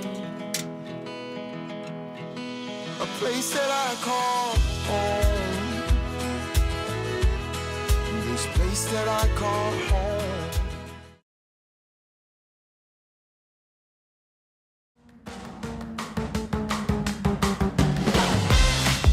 Hey, let's check some of the things that happened this day in history. It's August 1st, 1839, Austin, Texas, the new capital of Texas, held the first sale of town lots for the city. This day, James Michener's book, Texas, fantastic. If you want to learn more about Texas, if you live in Texas, that should be required reading. Oh, man. Michener's Texas is the definitive book on Texas and its history. 1845, this day, General Zachary Taylor forces landed on St. Joseph Island to protect Texas from Mexican interference after annexation. 1866, this day, the War Department orders the raising of Indian scouts. 1867, the Cheyenne attacked a haying party near Fort C.F. Smith, Montana. Their attack failed as that haying party, I assume that's just a party that's out there haying as the process of cutting grass. They happen to be armed with Springfield 50-70 cartridge rifles. And that little skirmish was significant as it represented really the turning of the tide. Red Cloud's war on white man, and significantly turned with the repeating rifle, the lever action repeating rifle. That Springfield rifle really tipped the balance to the cavalry over the Indians. And that battle, remembered as the Hayfield Fight, is a significant event in Red Cloud's war. This day, August 1st, 1876, Colorado was admitted into the United States, into the Union. On this day, in 1897, the Utah Northern and the Oregon Short Line were consolidated under the name Oregon Short Line. 1915, on this day, the very first automobile admitted into Yellowstone National Park. Prior to this day, that would have been illegal. And as Jackie Dorothy learned us the other day, the Wyoming Department of Transportation got underway because of people demanded roads. They said, after all, we can now drive in Yellowstone. We just can't drive to Yellowstone. There are no good roads. 1915, automobiles admitted for the first time into Yellowstone this day. Now we can't get rid of them. Now everywhere you go in Yellowstone, there's automobiles all over. Oh boy. 1927, the Guernsey Dam was completed on this day. This day in 1941, Parade magazine devotes 3 full pages to feature articles describing the U.S. Army's newest invention called the Jeep. 1941. Prior to the Jeep, the military got around in 6x6s. They had 6 wheels. And really, prior to World War II, 4-wheel drive vehicles were rarely seen in the public hands, in civilian hands. They were almost exclusively military vehicles. 1941, happy birthday, the Jeep. And the Jeep changed everything, especially for people trying to get around in Wyoming. To have a 4x4, a 4-wheel drive, oh yeah. This day, 1941, President Roosevelt forbids the export of oil and aviation fuel from the United States except to Britain. That would leave Japan left with only limited stocks of oil. On this day in 1953, the movie Shane, the classic Western, was released. That was, of course, shot in Jackson Hole. 1953, Shane, boy, that was a great movie. I didn't realize it was that old, 53. 1957, this day, United States and Canada create the North American Air Defense Command, otherwise known as NORAD. 1981, this day, music video cable company MTV made its debut with Video Killed the Radio Star, right? Isn't that the first video they played? 1985, this day, the worst flood in Wyoming's history occurred in Cheyenne. The town is struck by a severe thunderstorm. Property loss was significant, $65 million in losses. That's 1985 money. 12 deaths, 70 injuries. Worst flooding in Wyoming history this day, August 1st, 1985. Let's get to the Zoom room and get your buddy Bags in here. And he's going to tee up what kind of a show he's got for you on Saturday. Always exciting stuff. Bags, what's going on?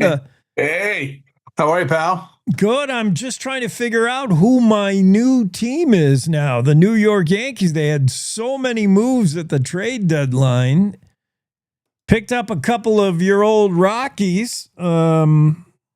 Jake Bird, the pitcher, and then we got your third baseman too. But a lot of players changed teams. That just drives me nuts when the Rockies develop good talent and then they end up playing somewhere else. Yeah. They've always had, they've been known for having a great farm system and bringing up some good talent down there and in Arizona, but they get to where they're decent and they end up playing for somebody else. That just drives me bananas. Yeah, they just don't want to pay him, or they can't pay him. Yeah, no, that's what we think as fans. Who knows what goes on behind closed doors with the Monforts and the other ownership of the Rockies. For a long time, we thought because they could fill Coors Stadium without even winning, why bother spending the money to keep great players and to go after free agents that are expensive. And I thought that worked for a while, but I've been hearing feedback from my Denver connections that Rockies games, the fans, that they've dwindled even there at Coors Field. We loved going there. That was, you go to a ball game in the summertime and they had the whole top deck were bars and restaurants and, people partying for, a $10 or $14 ticket, the cover charge someplace else. You've got a live Major League Baseball game going on behind you. So it was a great place to hang out. We loved it. But, at some point, you're like, man, this just is not competitive. And that's all Rockies fans have ever asked for, is let's just be competitive. Yeah. At what point is the product on the field not going to get it done anymore? Because, yeah. Well, you know, I got to be honest with you. This year especially, I haven't been the fan that I have been, you know, all along since the get-go. I went to the very, very first game ever played, Major League Baseball game at Mile High Stadium at the time, 1993. And I've been to World Series, the only World Series game ever played there, the All-Star game that was played there in 95 or 96. And then, you know, literally hundreds of games after that. And but man, I don't know what's happened. I just feel like, you know, it's you know, just a waste of time if they're not going to be at least competitive. But that's not a good fan, is it, Jake? No. Well, it's tough. It's tough even on the most ardent Colorado fan this year. This is historic. This is a long season. Yeah, nothing to be bragging about as we set records here. Mm-hmm. So anyway, I was working on the show as we speak here, and I've got somebody coming on. You know this name, Bob Beck. Oh yeah, got him on. Yeah, Bob Beck, the former news director at Wyoming Public Radio. 34 years he had that position. But I don't know if you knew this. Before that, he was news director at KROE here in Sheridan, and then news director at KOWB in Laramie. And that's how we met. Right here, we're about the same age, you know, and we were young pups just starting our radio careers here in Sheridan in the early 1980s. And even then, with our, you know, behavior at that age of 20, 21, when we started out, I knew he was going to be good. And I knew he was going places. He was exceptional. A little town like Sheridan, Wyoming, at KROE Radio. And we have this great news guy, Bob Beck. And then he ended up getting hired down in Laramie at KOWB. And he was the one that called me up one day and said, "Hey, Bags, we've got an assistant PD and midday show available. Are you for real or what?" And so he's the one that brought me down to Laramie. And I guess I'm indebted to him ever since, 40 some years later. But he's coming on the show, and I feel like, yeah, that's why he's coming on at 6, because he's on the East Coast. And so, yeah, tune in, hear from him. He's like retired, but, you know, he's working. So we'll find out what Bob Beck is up to. Then I've got a musician, entertainer, songwriter, singer coming on with his guitar in the 7 o'clock hour. This is how much we bounce around on a Saturday. Dude, it's what keeps me interested, right? I couldn't do a show on one or two topics. You know, I'm too ADHD for that. But James Reed is coming on. He'll be with his guitar. He's a songwriter, very talented, you know, doing gigs and writing music and so forth. So I'll talk him into playing a few of his own tunes, maybe some covers, we'll see. And then Andy Bell, I've been talking about, and you've heard me talk about, Jake, doing like relationships on this show, you know, the Saturday morning show, news and entertainment and sports and relationships and lifestyles. I haven't done anything on relationships until now. I've got Andy Bell. She is a licensed clinical social worker and a couples counselor. And and so the genesis of the show was my anniversary last month. Now it's about 3-4 weeks ago. The same day of our anniversary, this article came out about divorce. And, you know, they were talking about how the divorce rate is going down. That's good news, right? Well, anyway, that's what spurred me on to I'm going to talk to a counselor, therapist, a couples counselor is what she does. And we're going to talk about what works and what doesn't, and what I'm doing wrong. So you might want to tune in too. I don't know how perfect your deal is, but there's no perfection around here. But we try. We're 37 years into this, 39 if you count the wooing years, the dating years. So it's working. We're doing all right. But we'll find out how well. Anyway, last but not least, remember I told you a couple weeks ago I went up in that hot air balloon? Yeah. Yeah. Well, the guy who took me up there, remember, I didn't even know I was going in a hot air balloon. I was volunteering to crew. They call it crew, where you help get the balloon filled up, and then you chase the balloon, where it comes down, and you're there to help, keep it out of the wires and out of the trees and all of that. And that's what I was doing. Jenny Rieger, who lives here in Sheridan, she's a hot air balloonist, and she invited me. Well, as I was helping this one gentleman, Bob Cross is his name, so I'm helping him fill up his balloon. The balloon gets up there, the basket stands up, and he goes, "Get in." Right at the last second. And I went, wait, what? Being the good soldier that I am, I got in because, to be honest with you, pal, in my old age, I have developed vertigo. I've got multiple skydives in my background. I've been in a hot air balloon before. The last time was in like 1984. But haven't done anything like that since, not since my late 20s. And then as age has come, I mean, I get on a ledge or a balcony, man, I feel it. Even watching like a movie. I was going to say that, me too. Like, I used to be tolerant of doing all these things, jumping off a cliff into a river. But now I even watch a video of someone on the edge of a building and my legs get all jelly. That happens to me. Oh. And so here I was. Next thing you know, we're going up in the air. And there's a 9-year-old little girl, the pilot, Bob Cross, who's on at 9:00 tomorrow, and me in this hot air balloon basket. And I think it was good that little girl was there because my pride kicked in. Yes.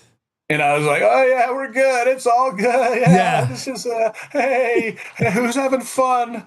And well, eventually, within minutes, I would say 5-8 minutes, I started settling down. And next thing I know, I was really enjoying it. And hopefully I'll be able to play this video and you can hear me going, wow, ooh, ah. And there was 4 or 5 other balloons up there. It was just a great day. And so I invited Bob Cross to come in his real life. He's a flight nurse at Black Hills Life Flight. So this guy is legit, and he's very interesting. And as we were up there floating around with just us talking to each other, I realized this guy's gonna be a good guest. You're mine. You forced me into this balloon. You're coming on my show. Yeah. So it should be interesting. So I'm excited about tomorrow. It's going to be a good one. That's funny. The 9-year-old kept you honest because, you don't want a 9-year-old calling you out for being a sissy. Yeah, for sure. Big wuss, you. But yeah, it was a great experience. Like I said, I've done it before, but it was, I guess that's 40 years ago. For God's sakes, time is going so fast. It's unbelievable. Mm. But yeah, I'm looking forward to talking to Bob Beck too. Bob and I go way, way back in our beginning of our careers, and he ended up just being just a sensational leader of Wyoming Public Radio. Of course, that's in the news, and so we'll be talking about that and other things and what he's doing now. I think he's on the radio again back east somewhere. He said he was retiring, bailed out of Wyoming, and ends up like me, who I thought I was retired a year and a half ago from radio, and here we are. They keep pulling me back in. Michael Corleone, remember? Yeah. Oh, Bob Beck, that'll be, I mean, he's legendary. 34 years with WPR and, of course, Open Spaces, one of my favorite shows. Oh, yeah. That's his deal. Award-winning. The guy's won a whole bunch of stuff. I'm going to talk to him about, because I can't let him get off without trying to embarrass him a little bit. When he did Swap Shop on KOWB, he hosted Swap Shop on KOWB at Laramie. And, I don't know, Swap Shop, we have one here in Sheridan as well. It's just a host and people call in. I've got a set of tires that I'll sell for $50, or I've got something they want to buy, sell, or trade. And they did it live on the radio, very much a small town, a regular part of small town radio programming. Bob was the host, and he would do the entire show. And he better not deny this, because I'm a witness. He did the entire show as Carl Spackler from Caddyshack. I just, you've got those 4 tires, and I've got I am not lying to you. Bob has one of the great senses of humor. And I think when I'm watching his podcast, when I was listening to him on WPR, he sounded so professional and so good. Yeah. What people don't realize is he's one of the funniest people in media. I didn't know that. Very fun. He could have done stand-up comedy. I got to see him when, he wasn't, on air. The transmitter wasn't on and he was very, very funny man. And I look forward to chatting with him. Oh man, you got to get that out of him. That humor. That's interesting. Yeah, you got to do the side. Hey, I don't think the heavy stuff's coming for quite a while yet. Correct me if I'm wrong. We kill all the gophers. We kill the gophers. Don't throw me away and throw away the key. No, I know. I'm one of those. In fact, when we finally get together on a bar stool, we'll just quote every line out of Caddyshack. That's my generation right there. That's a strike right down the middle. Wow. Love that movie. Well, all right. Hot air ballooning, radio legend Bob Beck, James Reed going to pick a little guitar for you, and Andy Bell will give you the marital advice you need as a man, which is yes, honey. That's all you need to know. Yeah, I told you so. I'm waiting for that. Just remember, yes, dear. You're right again. Right again. Thanks, guys. Okay. Well, hey, enjoyed your show this morning. The parts in and out that I was, so keep it up, pal. Thank you. I'll be watching you tomorrow, Saturday edition. Thanks. 6 to 10. Break a leg. Your buddy Bags. Thanks, pal. Your buddy Bags on tomorrow morning. Check it out. Same time, 6 to 10, Cowboy State Daily Radio with Bags. Yeah, let's take a break. We'll be right back with more. Wyoming is the cowboy state. From corner to corner, there are so many stories to be told, and more cowboys and cowgirls are turning to the Cowboy State Daily News team to keep them in touch with what's happening both locally and in other parts of Wyoming. I'm Riley Strand, videographer and production assistant for Cowboy State Daily Video News. We're proud to bring the most important stories to our viewers every day. The stories that start conversations, the stories that make us laugh, the stories that make us think. Our experienced journalists at Cowboy State Daily are crisscrossing the state every day, talking to those who know the news best. Every day, host Wendy Core and I talk to the reporters who are covering the topics, issues, and people that are important to Wyomingites. And in our daily newscast, we bring you those stories. Tune into the Cowboy State Daily Video Newscast every morning, only on cowboystatedaily.com.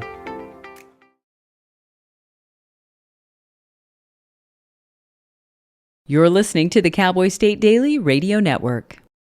Wyoming is a place of unlimited potential, a place that inspires us to dream. Since 2014, Wyo Lotto has given back over $180 million to our great state through transfers, winnings, commissions, and more. Dollars that have gone directly into your cities, towns, and counties. Dollars that have changed lives and set dreams in motion. Thank you, Wyoming, for a legendary 10 years. We can't wait to dream up what's next.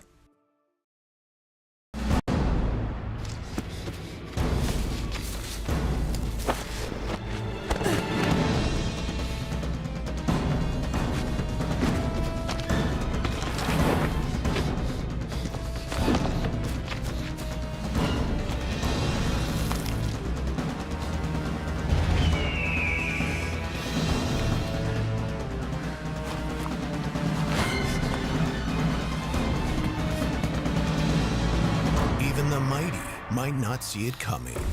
It's prediabetes, and it captures 1 in 3 adults. You may not even know you have it, but you can escape. Take the 1-minute prediabetes risk test to know where you stand. With early diagnosis, you can change the outcome and prevent or delay type 2 diabetes. Be your own hero on smartphones everywhere at doihaveprediabetes.org. I wanted to talk with you and your mom today, Lily, because of some of the changes your friends and teachers have seen in you lately. And along with the incident the other day, you were with Derek when he was caught selling marijuana. Yeah, he was selling it. Honey, we know. But we care about you and want to know what's going on. That's right. We'd like to understand it better and see how we might help. And if weed is a part of it, we want to make sure you know about the negative consequences for someone your age. So, can we talk? Talk. They hear you.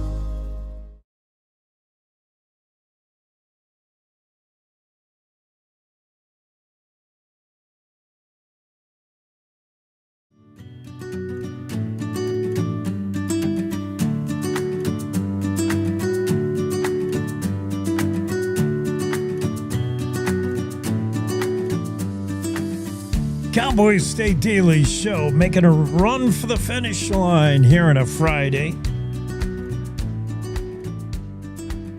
Claire McFarland's story about the man dubbed as the high country harasser. Definitely has mental health issues. His mom said he's been like that for most of his life.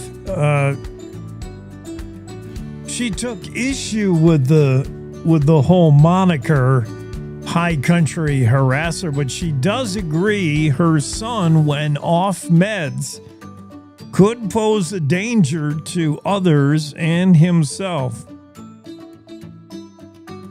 This guy is noted for messing with hikers on the Continental Divide Trail, basically.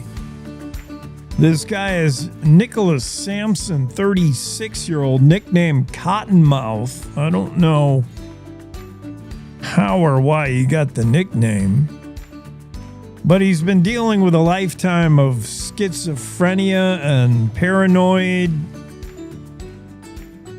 type of mental health issues. The mother said when he's in treatment, he does well. But then when he's not in treatment, off his meds, he doesn't do so well. And Carbon County Sheriff Alex Bakken announced Sampson's most recent arrest, not the first, and probably not the last, unless this guy can get some help. Last Friday, arrested. In this case, allegedly harassing hikers, yelling profanities and hitting hikers. This happened on one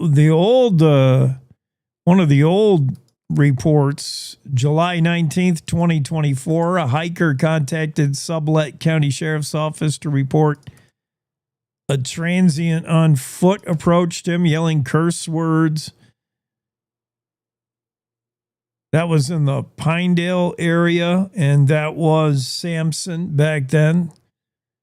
More reports surfaced later, 3 days later, July 22nd, 2024, an alleged pushing of a hiker, a punching of a hiker, and on it goes. The latest arrest came from last Friday from Carbon County Sheriff Alex Bakken, who is familiar with this young man, 36-year-old Nicholas Cottonmouth Sampson, accused of messing with hikers. He's got schizophrenia. He's a schizophrenic behavior and has some other mental issues, his mother said.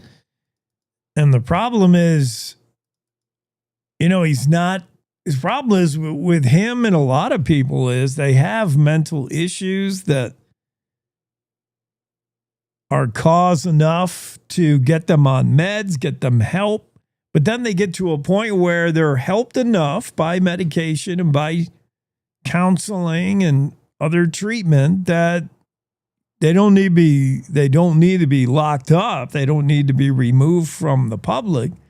They're good enough to get out, but they're not good enough to stay out. You know what I mean? Like, sooner or later, you fear this guy's, it's going to be a push too far for his own well-being or for the hikers he encounters. Claire McFarland has that story about the high country harasser who has been arrested again. Meanwhile, in a very remote area on Highway 220, cat's meowing again. We had a bad crash involving a semi-truck and a passenger vehicle, and there's at least one dead, another hurt, head-on collision. Don't have a lot of details at this point. Claire McFarland talks about it. It happened near Muddy Gap, which, if you're not familiar with that area on Wyoming Highway 220, it's super remote, cell service almost non-existent, and it's an area that mail carrier Tebra Morris runs.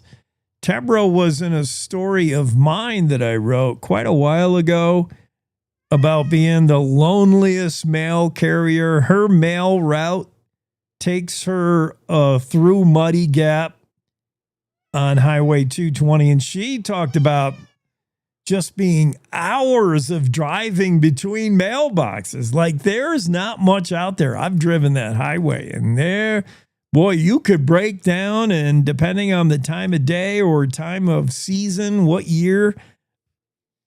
time of year it is, you might not see anyone for quite a while.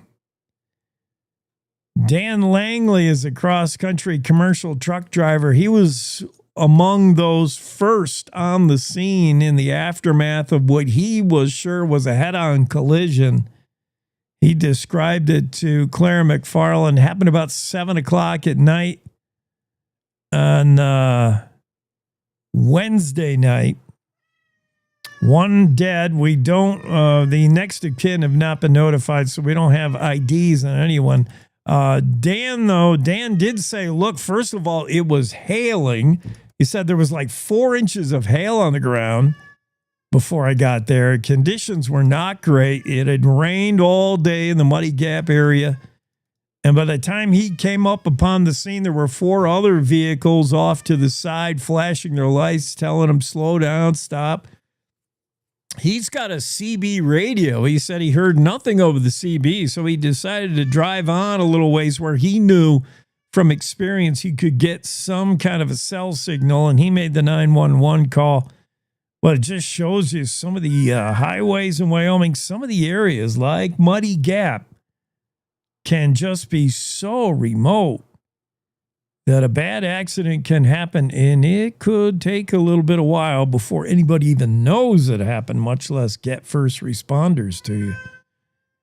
Western Ag Network and the Rodeo Road Show. Let's do that next. It's the Rodeo Road Show on the Western Ag Network. Hi, everybody. I'm Will Rasmussen. One of my best friends in the world is not only one of the best announcers in the world, he's been to the NFR a dozen times, announcer of the year 5 times. We talk about the rigors of the road in our job. Wayne Brooks on the Rodeo Road Show. Coming up next. Stay close. Hello, everybody. This is Ty Thompson with Northern Livestock Video here in Billings. Just concluded our big summertime classic, historic record-breaking prices.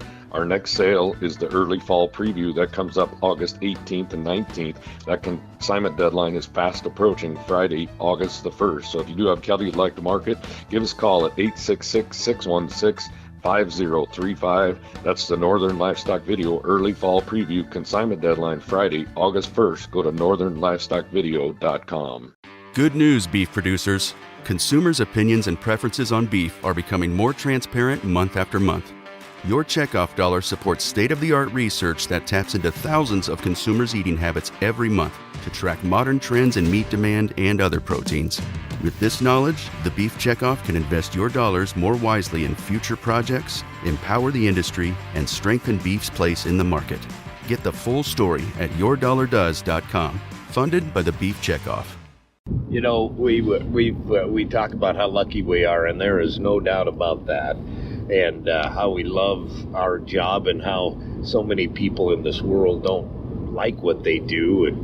But we look forward to getting up every day and going to work, no doubt about that. But it's hard. I mean, we both have kids, we both have grandkids, and they kind of take a back seat a little bit, you know, this time of year where you miss, you know, dance recitals, birthday parties, and things like that, and it's a little tough. It is, you know. My son, who is, of course, one of 3 of my pride and joys kids, I was at his first 2 birthdays, and now he's going to turn 23 here pretty quick. Yeah. So I hadn't been to another one since. Yeah. But that's the price we pay, and it's okay. And I think you'll probably agree with this as well. The job itself is fabulous.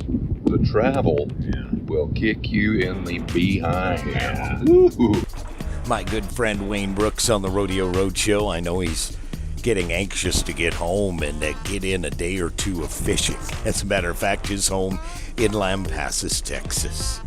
On the Rodeo Road Show, I'm Will Rasmussen. Good to have you along on the Western Ag Network.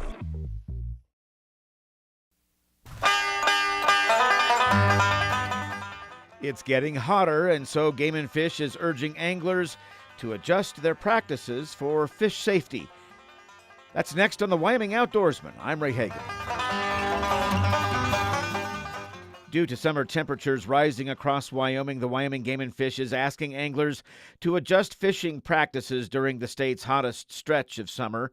Warmer water temperatures can affect fish survival, especially Wyoming's trout species. Game and Fish Fisheries Division Chief Alan Osterland says it's that time of year when water temperatures are highest. He says warmer surface temperatures have the potential to be lethal to trout. Osterland says warm water also holds less oxygen, which can stress not only trout but all fish. Trout die after prolonged exposure to water temperatures greater than 75 degrees Fahrenheit, and brief exposure to temperatures over 80 degrees are lethal. Fish stress quicker in low oxygen, warm water, which greatly hampers a fish's ability to recover from the rigors of being caught. However, as water temperatures approach 70 degrees, the chance for any fish species to survive being caught and released is reduced. Anglers who adjust their practices can help more fish survive the heat. Osterland says as water temperatures increase, anglers should monitor those temperatures while fishing. When water temperatures hit 70 degrees, we recommend anglers stop catching and releasing fish. Game and Fish asks all anglers practicing catch and release to consider the following. Fish early in the morning while water temperatures are cooler. Carry a pocket thermometer to monitor the water temperature. If the water temperature is at or above 65 degrees, consider keeping what you catch within regulations. If the temperature is 70 degrees or higher, do not attempt to catch and release fish. As water temperature increases, using the proper techniques to catch and release fish becomes increasingly important to help ensure that fish has a chance to survive. Play and land fish as rapidly as possible to reduce exhaustion stress. Keep the fish in the water as much as possible. Do not squeeze the fish or place fingers in its gills. Remove the hook gently. If it's hooked deeply, cut the leader. Flies and lures are recommended whenever a lot of fish are being caught and released. Barbless hooks allow easier hook removal, and if a fish is exhausted and cannot hold itself upright, and if regulations allow, take that fish home for supper because that fish probably has a poor chance of surviving. This has been the Wyoming Outdoorsman, a program by the Wyoming Game and Fish Department. I'm Ray Hageman.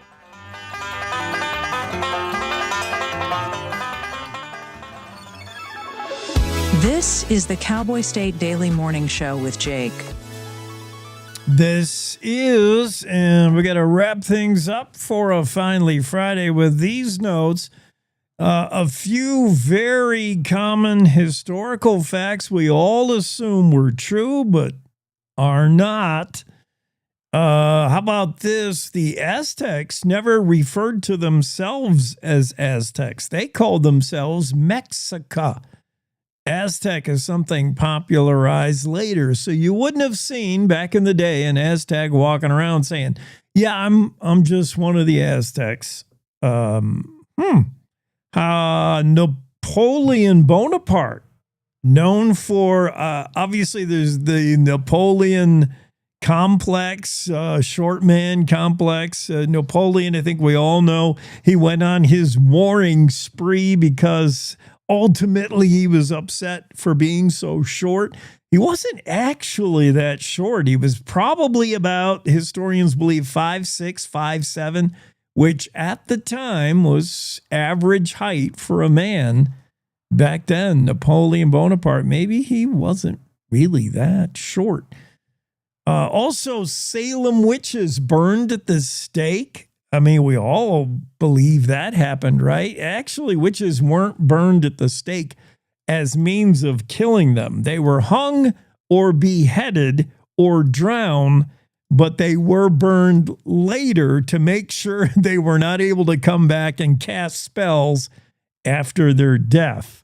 Okay, little pieces of history that you may never have known. And finally, Vikings. We all know them for wearing the horned helmets, huh? Apparently, they never wore horned helmets. Just simple helmets of leather. The things you thought you knew. There you go. It's a finally Friday edition of the Cowboy State Daily Show with Jake, and that'll wrap us up for today. Thanks for spending the week with us. Tomorrow, it'll be John Baggett, your buddy Bags, on the Cowboy State Daily Show Saturday edition. Be sure to check that out. Good morning. This is the Cowboy State Daily Morning Show with Jake. The new way Wyoming wakes up.